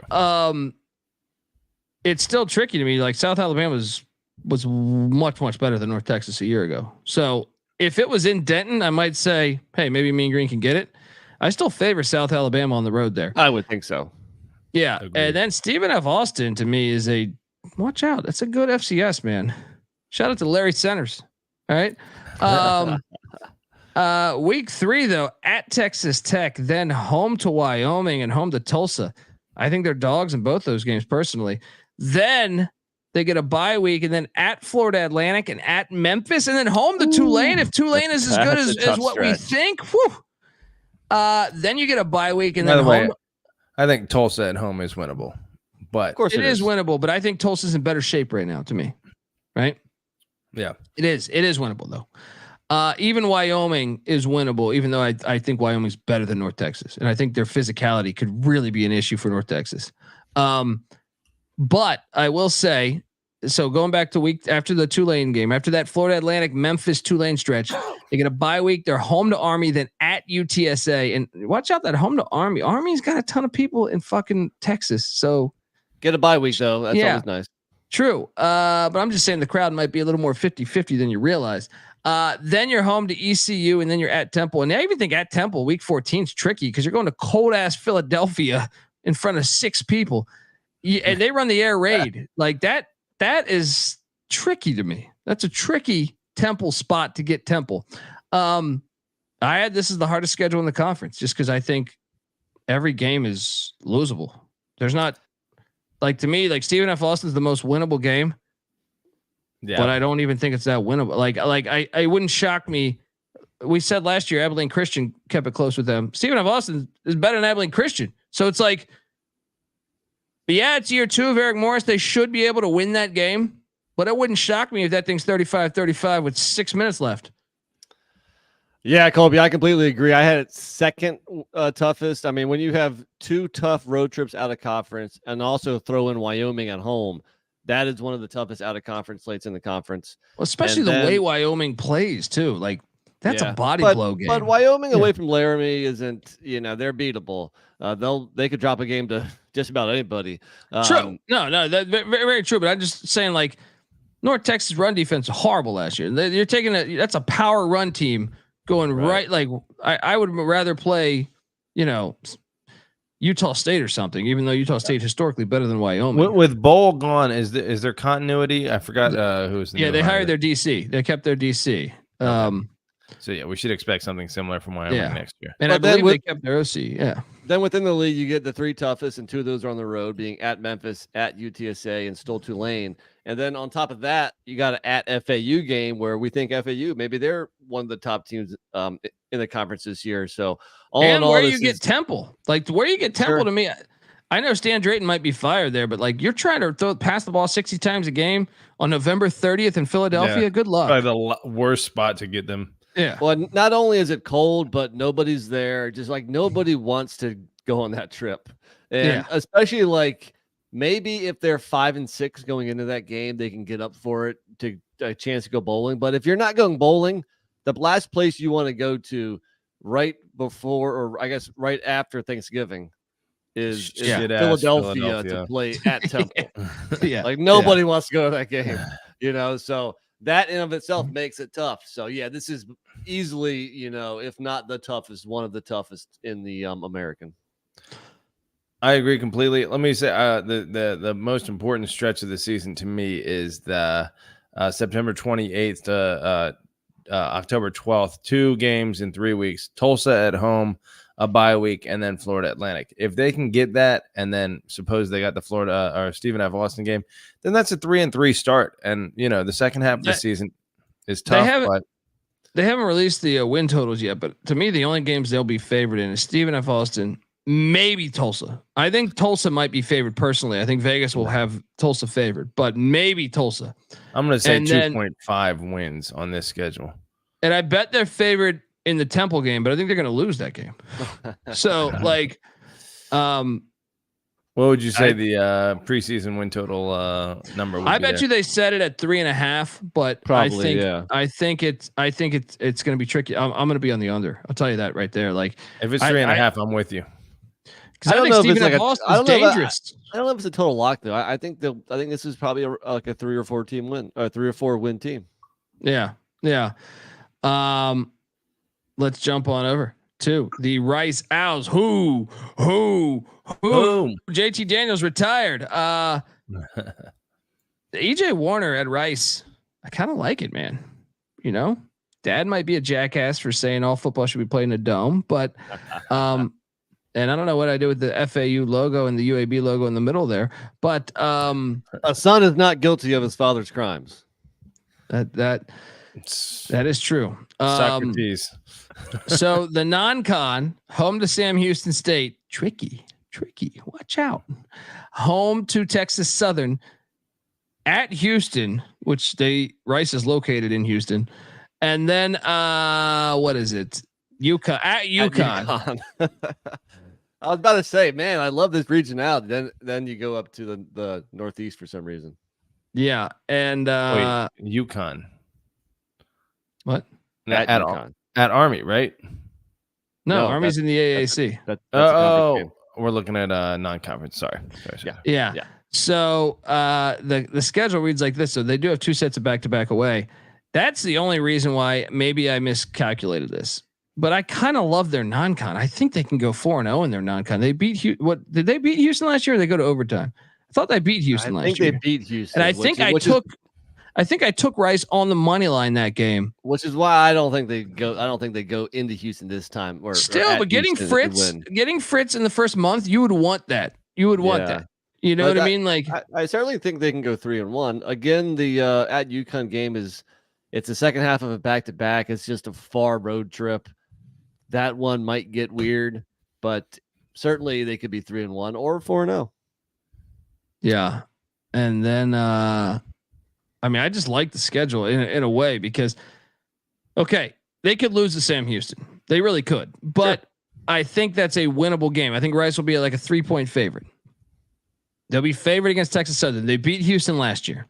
At Army, I would favor Army, but not by much. Then you're home to Charlotte. If I'm wrong about the Poggi thing, then that's winnable. You get a bye week. You're getting UTSA in Houston, which I think they lose, but still at least you're at home to potentially get them. At Tulane is a loss, I would assume, but once again, we don't know what Tulane would look like. At UConn's winnable. Home to Navy is winnable. At Memphis is a loss. Then you get a bye week at UAB, but who the fuck knows what UAB is going to be this year? I kind of think they're going to be ass. And then you're home to South Florida. Like this could be the best Rice season in a while. Mike Bloomgren, 2-11, 3-9, 2-3, 4-8, 5-8. If you take out the 2-3 COVID season, 2 wins, 3 wins, 4 wins, 5 wins, and then last year 6 wins. So he's improving by exactly Harbaugh guy. I would love it to see Rice. It's been hard for me to really gauge how good Rice is. I know that Nick was hyping him a lot, and I guess it was pretty accurate. But Nick had me thinking they were like going to a BC or a New Year's Six game. No. No, I'm just kidding. But Dude, they are getting JT better. Daniels doesn't get injured last year. You know, Yeah. They've had some fun players with McCaffrey there, and 2 years ago Bradley Rosner who transferred. No. Last year they had this white running back that was nasty. Remember, I played him in DFS. Yes. He had like 5 touchdowns. He was a baller. I'm drawing a blank, but Man, I'm gonna pull it up here because it's gonna drive me crazy. I think he might have graduated. But yeah, the Owls. They're an interesting team because they could end up in the basement because the whole college system is going against them. They're like Stanford. Their academics, they can't bring in transfers that well. Dean Connors. Yeah, Dean Connors. He was only a junior. I think he's back. Oh, don't watch out, Dean Connors, big slinging dick, Dean Connors down there in Houston. He's running the ball like white on rice. Look at that. I like it. I like it. I had it a little bit easier than you, Colby, because I had it at 8th. Yeah. So I just thought that you kind of thought it was easier. I thought it was a little bit tougher. Maybe because all those Texas games, I mean, first of all, they have 2 out of conference road games. A lot of teams don't have that. So I had it at 8th, but not a big difference. Yeah. Let's do one more before we switch over. Let's talk about these Temple Owls. Stan Drayton, he's probably going to be fired by the end of the year. And I had this as the second hardest schedule. And I think the first 6 games. So at Oklahoma, at Navy, home to Coastal Carolina, home to Utah State. They're probably going to be 0-4. I know Navy is not part of the non-con. But my point is, they're probably going to be 0-4. Would you guys agree? Oh yeah, Oklahoma, Navy, Coastal, and Utah State. Yeah, Utah State at home is winnable. I don't know if you watched Temple last year, buddy, and they lost EJ Warner. Yeah, they're probably 0-4. Most likely. Only one P4, but you do have 2 road trips out of conference. Can I look Stan Drayton and without EJ Warner? Let me just rattle off their scores from a season ago. They did somehow beat Navy, but they lost and they beat Akron in a game they should have lost to Akron. Akron was up like 90 minutes. They lost to Rutgers 36-7. They lost to Miami 41-7. They lost to Tulsa 48-26. They lost to UTSA 49-34. And that was, I believe that was 49-0. And they scored 34 and answered, right? They lost to North Texas 45-14. They lost to SMU 55-0. They did play South Florida tough, 27-23. UAB, even Trent Dilfer beat them by 10, and then Memphis beat them by 24. Not a believer in defense in general. Well, and now they lose EJ Warner. This team's going to be horrible. If anybody needs an FCS on their schedule, it's Temple, and they don't have one. Yeah. I just think this schedule is fucking like. What is the win? North Texas to end the season. Yeah. That's that. You're probably right. And Drayton That'll won't be their even Super be Bowl. It would be an interim head coach win. By the way, their spring game is called the Cherry and White Spring Game, which that doesn't sound too badass if you ask me. So they call their flavor of red cherry. Cherry and white. Where did you have this one, Nick? I had it at 5. Stuff. 5. Are they cherry? They're more like a blood red to me, but that's what they have it as. Maybe it's a dark cherry. That could be. Darker the berry, the sweeter the juice. I like the guy Mick Williams in the chat says, "Who is this guy wearing sunglasses right now?" Welcome to the college experience. That's right. Experience. I'm a MAGA guy. I'm the stereotypical MAGA guy for the podcast. There you go. We got to have that guy in here. Or he's the next Brian Bosworth. Something like that. Look, North Texas at home. That's a great place to catch them. Other than that, maybe Florida Atlantic at home. Maybe. It's going to be a tough year. Yeah. Anyway, folks, this, if you're watching on YouTube, stay put. We're going to do side B right now, but the Temple Owls, I think, are in for a tough 2024. Yep. Hit that subscribe to the College Football Experience. Remember, we're here all year talking college football. So if we haven't talked about your team, we're getting there. All right. So check us out. YouTube.com/the College Experience. Hit that like, hit that subscribe, and stay put because the B side coming right up.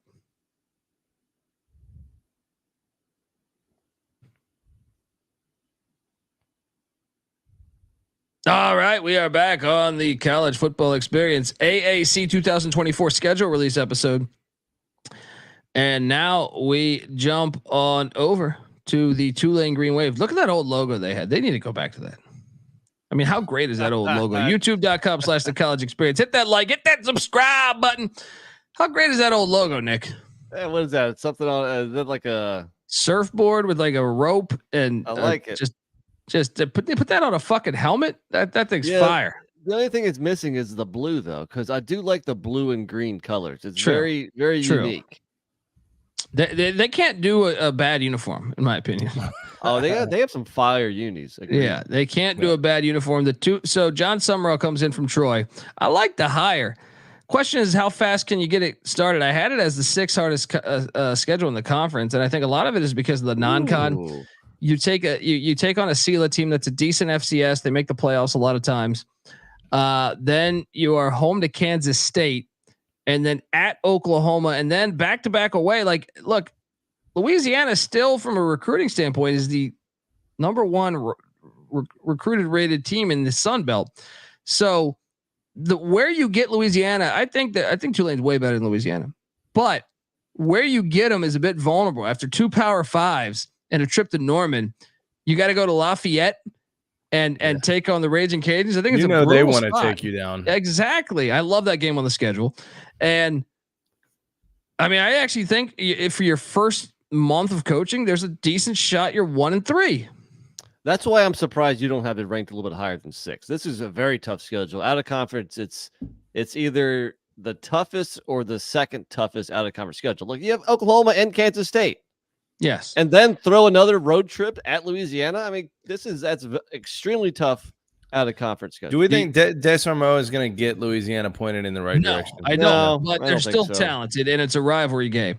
But I think, to me, where I had it as the weakest, Nick, or weaker than you, I should say, is the in-conference road schedule. I think is a joke. At UAB, at North Texas, at Charlotte, at Navy.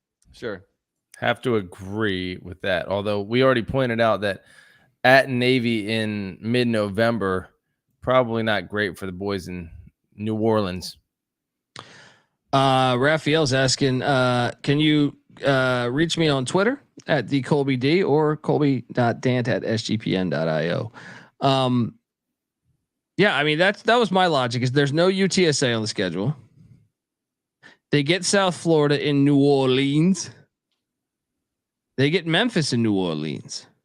And I like them getting Memphis in week 14 because you bring in a new coach. It takes a while to get what you want to do done. So by week 14, you should be able to get Memphis maybe, or that'll be the best version of Tulane all year. So it's your best chance to get Memphis. That's why I think, and then I like the fact they get Rice, North Texas, Temple on the schedule, and UAB. Yeah, but one last comment about the road trip. Now, you fail to mention that they have 2 sets of back-to-backs. True. And they're all road games. At North Texas, at Charlotte, maybe it's not usually that tough, but especially the second game there is a Thursday night. So it's only it's a short week. We know, like in the NFL, like the team traveling on that plays on Thursday night always sucks. So that makes that road trip that road series a little bit tougher. True. But I still had it as 6 hardest. I think that's fair. I had it 3rd toughest, but they are one of 4 teams to have back-to-back road games in this. One being UAB, one being Charlotte. Then we have, what was the other one? Sorry, Rice, and then Tulsa or Tulane rather. So I mean, that alone puts them in a pretty elite category in terms of difficulty. But yeah, I think it's pretty tough. And I think the non-conference, Kansas State and Oklahoma, and like you said, Southeast Louisiana, you got a new coach. It's week 1. It's Thursday night. it's a in-state game, even if it is an FCS school. So I think you got to be scared of that. And then Louisiana, like we said, is kind of like Louisiana Super Bowl probably, and that's on the road. I think that's a fucking tough ass non-conference slate. Then the conference slate's a little bit easier, but still overall kind of challenging there. Yeah. Shout out to GBO Farm, says he's Montana money line win away from cashing a big parlay. What could go wrong, buddy? Don't celebrate yet. All right, let's jump on over and talk about the Tulsa Golden Hurricane. Look, I think this is the easiest schedule, and I think it's worth taking a future on Tulsa.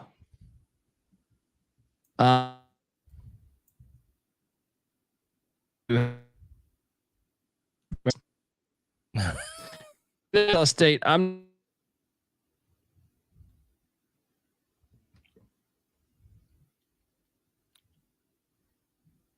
Nick, where are we at here? You broke up on me there for a second. I didn't catch anything you're saying. Patty, can you hear Colby? I can't hear him at all. No, me neither. Okay, it must be on his end. Let's right. He'll come back to us here. So Colby said this is his easiest. I had it ranked 11th. I mean, they do have out of conference Oklahoma State, which is very tough, but they get them at home if that matters. Probably doesn't. They lose either way. Why the hell did Oklahoma State? That must be a 2-for-1. And well, it's interesting because last year I think Oklahoma played at Tulsa, if I'm not mistaken. But I feel like, hey, where did you guys where did you guys drop off as far as at the beginning of Tulsa? So start all over. I just started taking over the show here a little bit. You had a 14th, I had it at 11th. At a conference, they play Oklahoma State, which is very tough. But then the two road trips, they're not against tough teams, but considering they're on the road, I think they might drop one of them at Arkansas State, at Louisiana Tech. I would favor Tulsa in both. But favored, yes, but not by a lot. And let's not pretend Tulsa's been a juggernaut recently. They could easily drop one of those games. I agree. The Arkansas State one's a scarier game, but I think Northwestern State's breaking in a brand new coach, and I think, dude, Oklahoma State. Say what you want about Gundy. They always kind of suck in September. They lost to South Alabama last year. He gets it firing in October and November. I think that could be a sneaky game. They've played in Stillwater the past couple times, and they've played them really close games. I remember Patty C. Remember that bullshit holding call they called on Tulsa, or Tulsa would have won the game. Oklahoma State is super vulnerable early in the season, and the fact that they have to go to Tulsa, very dangerous spot. That's what I'm saying. I think there's worth, and even that's just the non-con. I think it's worth taking a future for Tulsa to play in the AAC championship here, or taking it to win the title, because look at the schedule, man. Look, you're at North Texas. I would favor Tulsa, but I think it's a 50-50 game in a way, but I think Tulsa's a little bit better right now. Then you're home to Army. You get a bye week. You're at Temple, and it's not that cold yet over there. Then you're home to UTSA. Now that's the one you circle.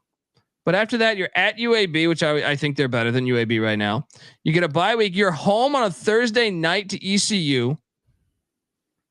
I think it's a nice draw, and especially ECU's coming off a tough opponent, I believe. And then you're at South Florida, half empty fucking stadium, and then you're home to Florida Atlantic. I think they can get Florida. I think they can get one of those. I don't think it's that crazy of a, like, okay, there'll be a dog to UTSA, a dog to South Florida, and a dog to Florida Atlantic. But I think they could get Florida Atlantic and Tulsa. Well, to your point, I think their in-conference schedule is one of the easiest. Off the bat, they dodge Memphis and Tulane.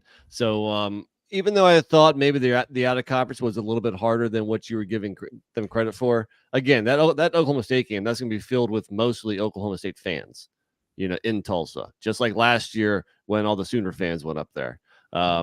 So I had it a little bit tougher than you, but no, it's a fairly easy schedule. Probably, definitely bottom half. The odds are going to be so against them. It's worth a shot. This is kind of like the Louisville of the AAC. I think this is a conference where you could sprinkle a big time underdog to play in the championship game, if not win it, because like I was saying earlier, the top of the conference is not that much higher than the middle. Yeah. What do you guys think of Kevin Wilson? I think he's a good coach. I think he's I think it was. I thought the hire was weird because I didn't know if he had any ties to Oklahoma recruiting, but I think he's a good football coach, and to me, he proved that last year to me. Like, yeah, he's an excellent offensive mind, and I think that looking back at the history of Indiana, they between 1994 and 2010, they had gone bowling one time in that 17-year stretch. Then he, by the end of his 6 years there, had gotten them bowling his last 2 years, but then decided to go to Ohio State. 2017 to 2022, Ohio State was moving the damn rock, and then last year, I think, 4-8 for Tulsa. I think that you can expect him to move in the right direction. So I think you kind of got to be bullish. Is Richard Gersberger's comment about Tulsa good at developing 5th-round quarterbacks a Gus Frerotte reference? I think that and a TJ Rubley reference. TJ Rubley. Wow. Went to the Rams back in the 90s. That's a database pull, right? Yeah, let's go. But yeah, I mean, I think it's a crazy thing, but I think you take a future on Tulsa because I love that schedule. And again, if you're thinking of what their over/under might be after winning 4 games a season ago, it might be, maybe it's at 5.5 or something. I think I definitely like it over here. Yeah. Can they go undefeated in that non-conference? I think they'll be 3-1. There's a chance they're 2-2, but it wouldn't shock me they're 4-0. Wouldn't shock me. The way they've played Oklahoma State and Stillwater. They've been field goal games in Stillwater. You throw that thing at H.A. Chapman, it becomes a game. Louisiana Tech hasn't been great. Arkansas State, you never know really what to expect, but from Jones. But I think, who do you think is better? Who do you favor in that Tulsa at Arkansas State game? I think Tulsa's a better team, but it's in Jonesboro. They could lose that game. They could lose that game still. So 3-1, 2-2. Yeah. But I love the schedule, man. And let's jump to the next team. We got the UAB Blazers. What will it? Welcome, shout out to Welcome to UAB on Twitter. And if there's is there a bigger mystery team in college football than UAB? I know I said that last year. After watching them, I'm like, well, they didn't look very good. You go back and look at the Blazers season with Trent Dilfer in year 1. Now, I granted it's year 1, 4-8. The wins were surprisingly, North Carolina A&T was the first win in their coach's first game. Vincent Brown, the former Patriot linebacker. Then they did put up 56 on South Florida for some strange reasons. That was a strange game. And then they put up 42 on Florida Atlantic, and then they beat Temple. You figure this fucking team out because they got their ass whooped in some games. Navy put it to them. It's a strange, they could be, maybe I have no idea. And maybe they're going to be great this year. I don't know. They weren't really close in any of the other losses though. True. So, I mean, throw away the A&T and the Temple wins because those two teams were awful. They took care of beating the Florida teams. That came out of nowhere. But other than that, I think you're probably more right about them not being very good this year, Colby. But Jeff Traylor is still there, right? Jeff Traylor. What are you talking about? Trent Dilfer. Wait. We're on UAB. I'm looking at the wrong team. Okay, sorry. UAB. The non-con is home to Alcorn State at ULM, but ULM is breaking in a brand new head coach. They're going to be 2-0, man. Then at Sam Pool, Pork Pittman, and Road Rash Face, aka Bobby Petrino in Fayetteville. And then your last non-con game is a home game to UConn, week 11. Again, a lot of teams still playing UConn. Oh man, they're going to be 3-1 in the non-con. I think they'll be 3-1 in the non-con, which is crazy. Arkansas obviously being the loss. You got them beating UConn at home, beating Alcorn at home. Maybe UConn gets them. They could be 2-2 in that. Yeah. They could very well be 3-1 also. Yeah. Then there's probably enough winnable home games where you could talk yourself into. Yeah, they just get Tulsa and Rice at home or Navy. They can make a bowl. Well, as a program, Trent Dover, a coach makes a big difference, but the program of UAB has been pretty damn good Well, that's all because of Bill Clark, though. Minus Bill Clark, they were not. Trent Dilfer has no college coaching experience besides last year. It was a strange hire. It was. It was a very strange hire. Why do you have it ranked 4th toughest? I had it 9th. We're off on this one because I think it's not too bad. I just thought at Arkansas obviously is a loss, and then to me, you're getting some of the better teams. To me, like I said, I'm kind of bullish on Charlotte. I think getting South Florida, Memphis, Charlotte, and even Army, I think will be a bowl team. So you're getting 4 bowl teams on the road. Yeah, I suppose. Maybe they should be a little further back. You know, I didn't have as much time to prep on this one. Yeah, it's tough to rank all. I still think the road games are against your, like, there's no easy road game in conference. I think they could still pull out 6 wins here somehow, and without being a very good team. They probably won't. They're probably more like a 4-win team, kind of like what they did last year. But I think the schedule's easy enough where maybe they could surprise us. They could.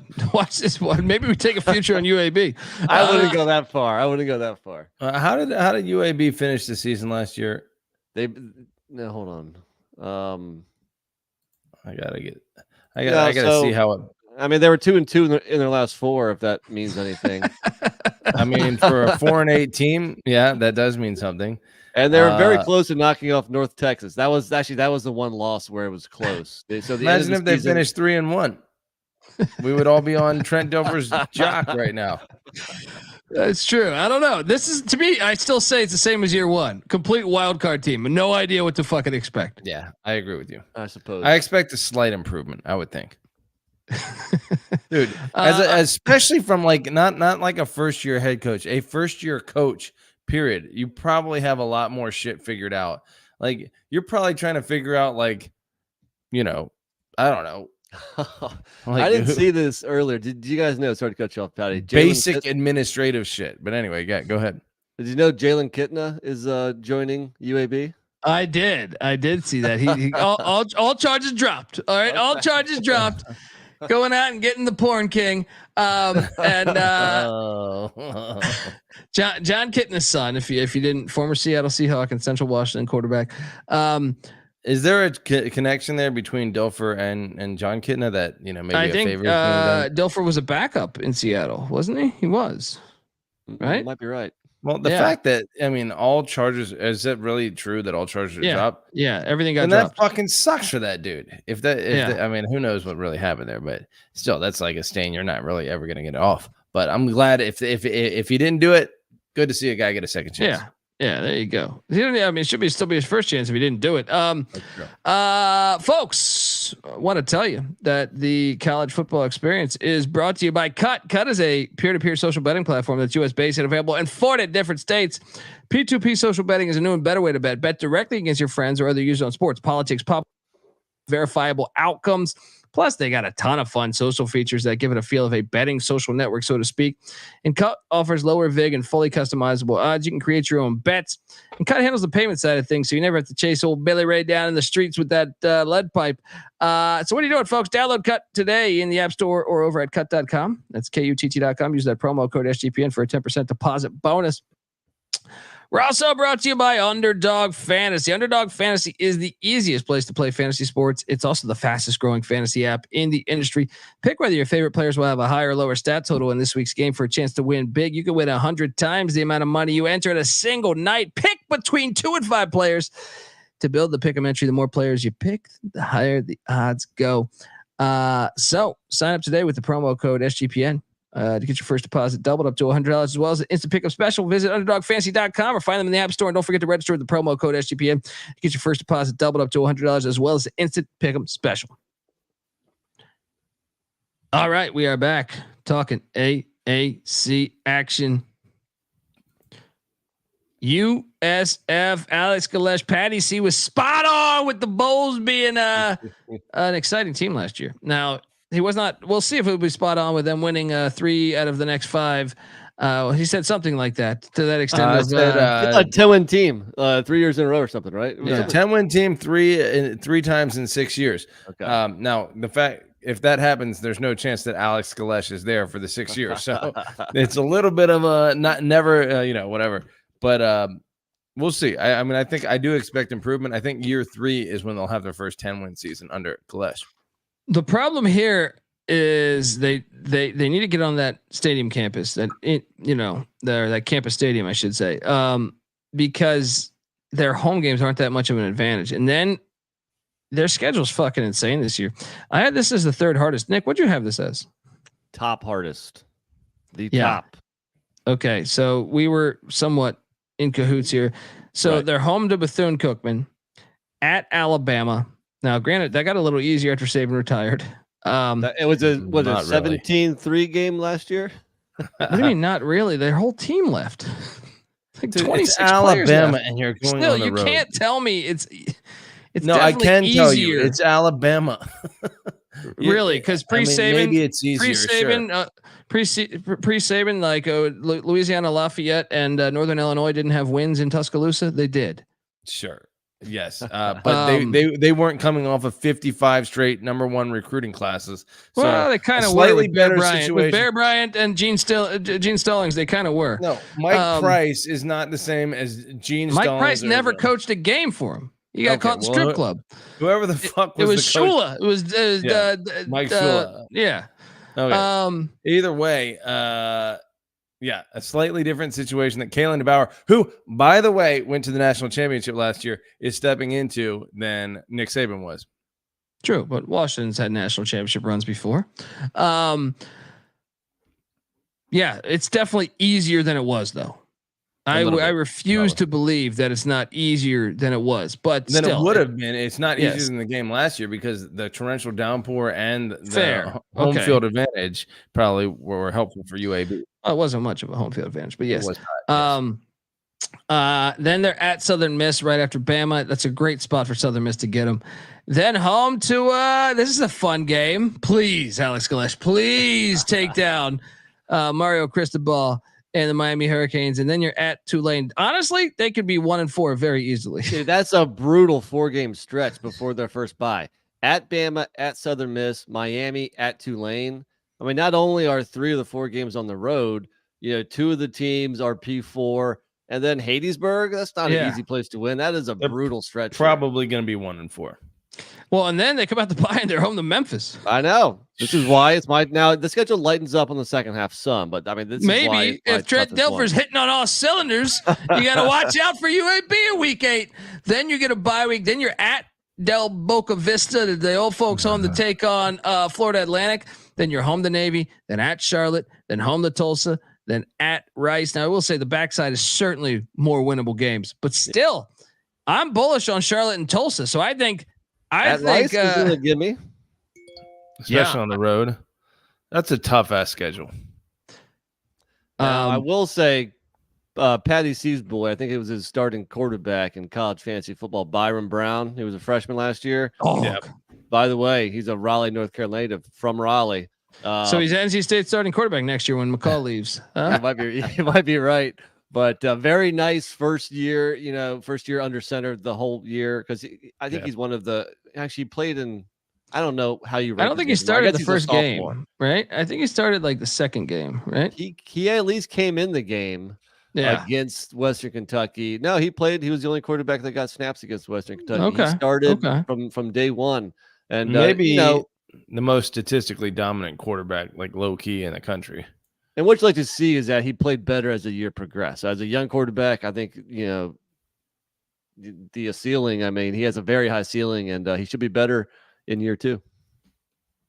Dude, that schedule is brutal, though. This is a team that ended the year beating Charlotte 48-14, and then Syracuse in the bowl game 45-0. A very depleted Syracuse team, but still. Yeah, but no Babers. I just think that's I mean, they'll still be good enough to make a bowl, but I just don't know that they're legit contending this year yet either. Daquan saying they will not go bowling. They could let me build you a case. What if they start off 1-5? What if they start off 1-5? They get the second win against UAB. They lose to Florida Atlantic, right? So they're 2-6. Then home to Navy, they get that 3-6 at Charlotte. Poggi gets them. 3-7, and then you don't make a bowl. Yeah, no, there's a definite path for not bowling. I agree. Well, Daquan is agreeing with you. He's saying USF will not go bowling. No, I didn't say that. I said I thought they would go bowling, but I think it's very.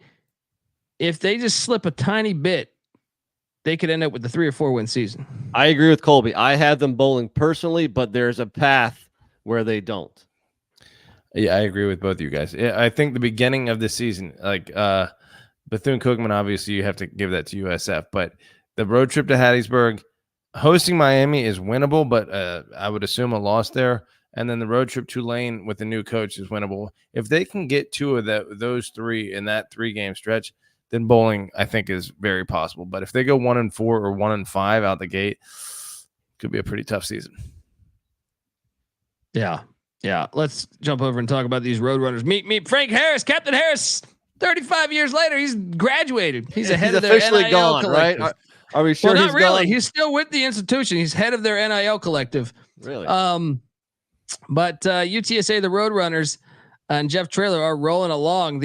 I had this was a very hard one for me, Nick, because I thought the non-con was extremely hard, but the in conference I thought was favorable. So I had a hard time putting a spot on this one because extremely hard non-con. Well, at Texas State and at Texas, I think are 2 losses. I wouldn't just chalk up at Texas State as a definite loss. That place, it was getting. You want to talk about a first-year coach, though? GJ Kenny did an unbelievable job. Now I won't say it's 100% loss, but still. But to me, they got to make up for Frank Harris. He's gone. They're going to be dogs in San Marcos. Jeff Traylor is a great offensive mind. He's going to have a guy that he can plug in. We've never seen him without Frank Harris. Okay. Well, half of the last year we did. Of course, they didn't look very good without him. Yeah, I mean that's what I'm saying. Like I was really hoping my guy Eddie Lee Marburger was going to just take the reins and light it up, but he didn't really. Is Owen McCown still in town? Josh McCown's son. He still is. He's probably the favorite to get that job, I would think, but we'll see. Well, that to me, like I would imagine. If I'm trying to guess, they'll be favored against Kennesaw, but even Kennesaw runs a triple option. Who the fuck knows? And then at Texas State, I would assume Texas State's going to be like a 3 to 4 point favorite in that game. Texas State did get a lot better last year, but still, that's a pretty fun game. I wonder what's their history. Have they played each other? Probably, right? You would imagine. I don't know because the UTSA program started from scratch. It's not like they were in the FCS for a long time. Texas State was 8-5 last year. UTSA was 9-4. That's pretty comparable, and it's a road game. And the best player in the program history is gone. They actually played. They played last year at UTSA, and UTSA won by 7 in a game where Harris played. So you might be right. That might. And it's year 2 of GJ Kinney. Right. Now they do Houston Christian's complete ass, but so they have their non-con home to Kennesaw, at Texas State, at Texas, home to Houston Christian. I think they're going to be 2-2 in the non-con. It's either 2-2 or 3-1. So we'll see. Yeah. By the way, Jeff Traylor, GJ Kinney, I love the Texas former high school football legend coaches squaring off at the college level. It's a great look for Texas football. And they've played 5 times since 2012 with UTSA winning all 5. Yeah, well, Bobcats are due. They had Everett Withers, JMU, another program infected by JMU bullshit. We make coaches look good. You know, hold on. One more thing. The first matchup in 2012, it was Larry Coker versus Dennis Francione. What a funny matchup. What a hilarious matchup. Shout out to Dick Gertzberger, says he misses the triple option. Oklahoma was king. They were. Yeah, I mean, I think so. In conference, they're at ECU, bye week, then at Rice, tricky. Then home to Florida Atlantic, then at Tulsa, then home to Memphis. Look, guys, I'm high. Rice is kind of the Rice and UAB are kind of my questionable teams, but I think ECU and Greenville's tough. Florida Atlantic, tough. At Tulsa, I think could be tough, and then home to Memphis is going to be tough. So I think that's a tough stretch there. Then they get a bye week. Then home to North Texas, they'll win big. Home to Temple, they'll win big. At Army, I actually think they lose. Remember last time they played in West Point? It was in September. It went to overtime. Right. Army had no business giving up a 10-point lead in the final 4 minutes. So they got a garbage win. I think Army's going to fuck them up on November 30th. November 30th, they're coming up to West Point. I don't think so. What do you do? What do you make of that? That's why I think the schedule's tricky to me, because I can make a case that it should be like 4th or 5th. Army coming off Notre Dame in Yankee Stadium. Maybe that's a body blow. Fair, very fair. I think the schedule is tricky, Colby. I had it ranked a little bit harder than you actually. I had it 7th. So there is definitely enough landmines on the schedule, especially with the quarterback situation. We don't know what to expect there. So I think UTSA is still going to be pretty solid, but that's a little bit questionable this year. They only have like 4 for sure wins for me. Kennesaw, Houston Christian, North Texas Temple. All right, let's take a step back here and look at what the records of the teams they were playing. Rice was what, 6-7, Florida Atlantic 4-8, Tulsa 4-8, Memphis was good, North Texas was 5-7, Temple was what, 3 wins, Army was 6 wins. It's not teams that were killing it. You might project them to be good. Houston Christian, or whatever that is, and then Kennesaw State. I think based on what Jeff Traylor's been doing over the past few years, I think it's a manageable schedule. I but think they were also well in the CUSA, man. I think coming to the AAC, I know that last year was their first year, but they had a 7-year starting quarterback. I guess AAC is probably harder. It's a lot harder. I mean, and I just don't. I think to call out Florida Atlantic, Tulsa, North Texas, all those teams, even Texas State, 4 teams on the schedule were first-year coaches last year. They're going to be better this year. Even North Texas should be better this year. You're maybe not from a win standpoint. On Jeff Traylor, you're assuming that without Frank Harris, the whole ship is going to fall apart. No, I don't think they're going to. It's not like I'm calling for them to miss a bowl. I just don't think they're going to win the conference. I don't think they'll be in the championship game. You might Patty be right. C, 3 years ago, they won 11 regular season games. Last year, they won 10. I'm sorry, 2 years ago, they won 10. Last year, they won 8. Is it going down some? Last year was their first year in the AAC. So that's my point. That's my point. Also, the Frank Harris injuries problem last year gave them. Still, he's a 7-year fucking quarterback. They had him. You don't get that much. True. You don't. Yeah. Because this year they don't have him. UTSA here. Maybe they had a couple phenomenal seasons, but what do you think we should expect from UTSA under Jeff Traylor, based on how good of a coach he is year to year? If there was a 10-year stretch, what would his average win total be? Well, that's what I'm saying. I need to see more without Frank Harris. And to me, they did benefit from a garbage ass CUSA. I thought that CUSA some of those years was really down. And now, to UTSA's credit, they got up and they fucking owned that conference. But I also think it's a brand new game now. Like I know you laugh and say ECU won 2 games. I expect them to lose in Greenville, right? I expect out of the question at all. Yeah, I expect Memphis to give them all they can handle in the Alamo Dome. Florida Atlantic, all they can handle in the Alamo Dome. Before, when when your toughest game was Seth Luttrell, it's a little different.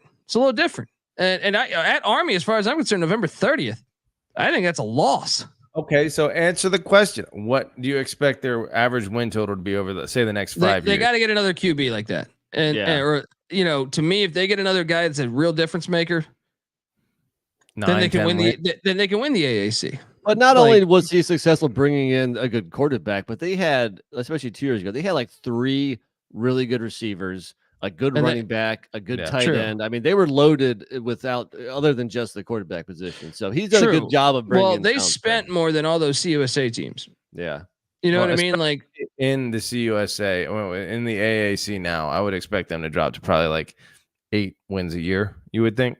I think it's fair to say 7 to 8 wins a year. It's still a good program. Yeah, good program, and still making bowls, and and maybe every few years you pop up and win 9 or 10. But if he gets a difference maker, they could win the thing this year. They could any of these years. You know what I mean? Like that. I just think it's a tough schedule there. Anyway. Well, speaking of winning it, I think should we wrap this up with what our way too early conference championship game is? Yes, let's go. Wait, before I do that though, I want to tell you that the College Football Experience is brought to you by Manscaped. Top of the morning to you. This episode is brought to you by St. Patrick's Day Shamrock Shavers. This year, don't just chase rainbows. Make your own pot of gold with and groom your little leprechaun with the leaders and below the kilt care. Say goodbye to your forest, your clover forest with Manscaped's Lawnmower 5.0 and let your confidence shine bright. Embrace the luck of the Irish and join the 10 million men worldwide who trust Manscaped. Head over to manscaped.com. Use that promo code SGPN for 20% off plus free shipping. And look, ever since I've Manscaped, I can proudly say that I found my pot of gold at the end of the rainbow. So folks, get 20% off and free shipping with the promo code SGPN at manscaped.com. That's 20% off shipping. I'm sorry, 20% off and free shipping with the promo code SGPN at manscaped.com. This St. Patrick's Day, make sure your little hairy leprechaun's luckier than ever with Manscaped. We're also brought to you by Champs. Champs is hosting a free March Madness bracket contest for a chance to win $1,000. Plus, if you host your own March Madness pool on Champs, you'll get an extra free entry into the $1,000 contest. Tiebreakers will be determined by who enters first. So what the fuck are you doing? Hop on in. Head over to sportsgamblingpodcast.com/champs. That's sportsgamblingpodcast.com/champs. We're also brought to you by Hall of Fame Bets. Win bigger by betting smarter this NBA season with Hall of Fame Bets, the sports betting analytics platform for parlays, player props, and game lines. Research every NBA and soccer bet with historical stats and data. Stop betting in the dark and join over 30,000 users researching with Hall of Fame Bets to craft more intelligent, data-driven parlays. Download the Hall of Fame Bets app or visit HOFBets.com. Use that promo code SGPN to get 50% off your first month today. Start research and start winning with Hall of Fame Bets. All right, we're back on the College Football Experience, and let's wrap this thing up because I'm curious who we got in our championship game here. Because ranking the schedules, I mean, we should just have an Army-Navy matchup almost. No, Tulsa Army on schedules would be my AAC championship, but it's not that simple. What do you? I mean, to me, I do think there's value on taking Tulsa. I'm not saying they'll be in the championship game, but I think there's value in taking the Tulsa Golden Hurricane. I mean, Kevin Wilson's a proven offensive coordinator, and if that schedule's manageable, maybe they take a big jump. It's March. Now's the time to have a bold take. I think Memphis is going to be in the AAC championship game. I think the schedule breaks nice for them. I think their road games at South Florida and at UTSA and at Tulane are winnable still.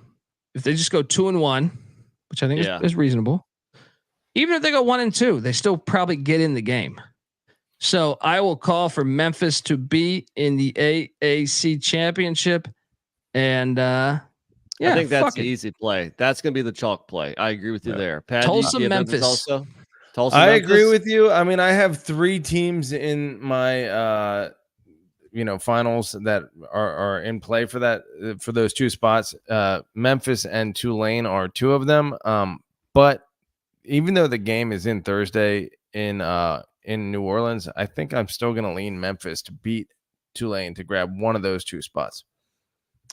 Who's your other spot? Well, you will see in a second, or should I just tell you right now? Go for it. I just called Tulane, Memphis. I mean, sorry, Tulsa, Memphis. Shocker. Tulsa, Memphis in the championship. I'm saying Memphis Army. Memphis Army. Wow. All right. I'll say Memphis and FAU. I like that one too. I like that one. Folks, we are the College Football Experience, and probably we will regret our Army and Tulsa picks within the next couple of weeks. But we talk college football year round. Subscribe, youtube.com/the College Experience, iTunes, Spotify, wherever podcasts can be found. Make sure you hit that like, subscribe button. Hop on over to iTunes. Give us that 5-star review. You can do it, folks. See 283 people in here. What are you doing? Yeah, give Patty C a follow on Twitter at PattyC831. NC Nick's on Twitter at NC__NICK. I'm on Twitter at TheColbyD. The College Football Experience is on Twitter at TCE on SGPN. Follow. Check out the Sports Gambling Podcast. We're going to be live in about 20 minutes talking college hoops March Madness, as well as, we also have the College Basketball Experience going later tonight around 11 p.m. Pacific. So 2 more episodes to go tonight. Also check out the College Baseball Experience. Noah Bieniek doing great work there. And also the FCS College Football Experience. Just talked about the top running backs in the transfer portal that landed at FCS schools. Hop on over there and check out all those pods. Until next time, folks, this is the College Football Experience. You better start thinking about yours. And we out of here. Run and shoot.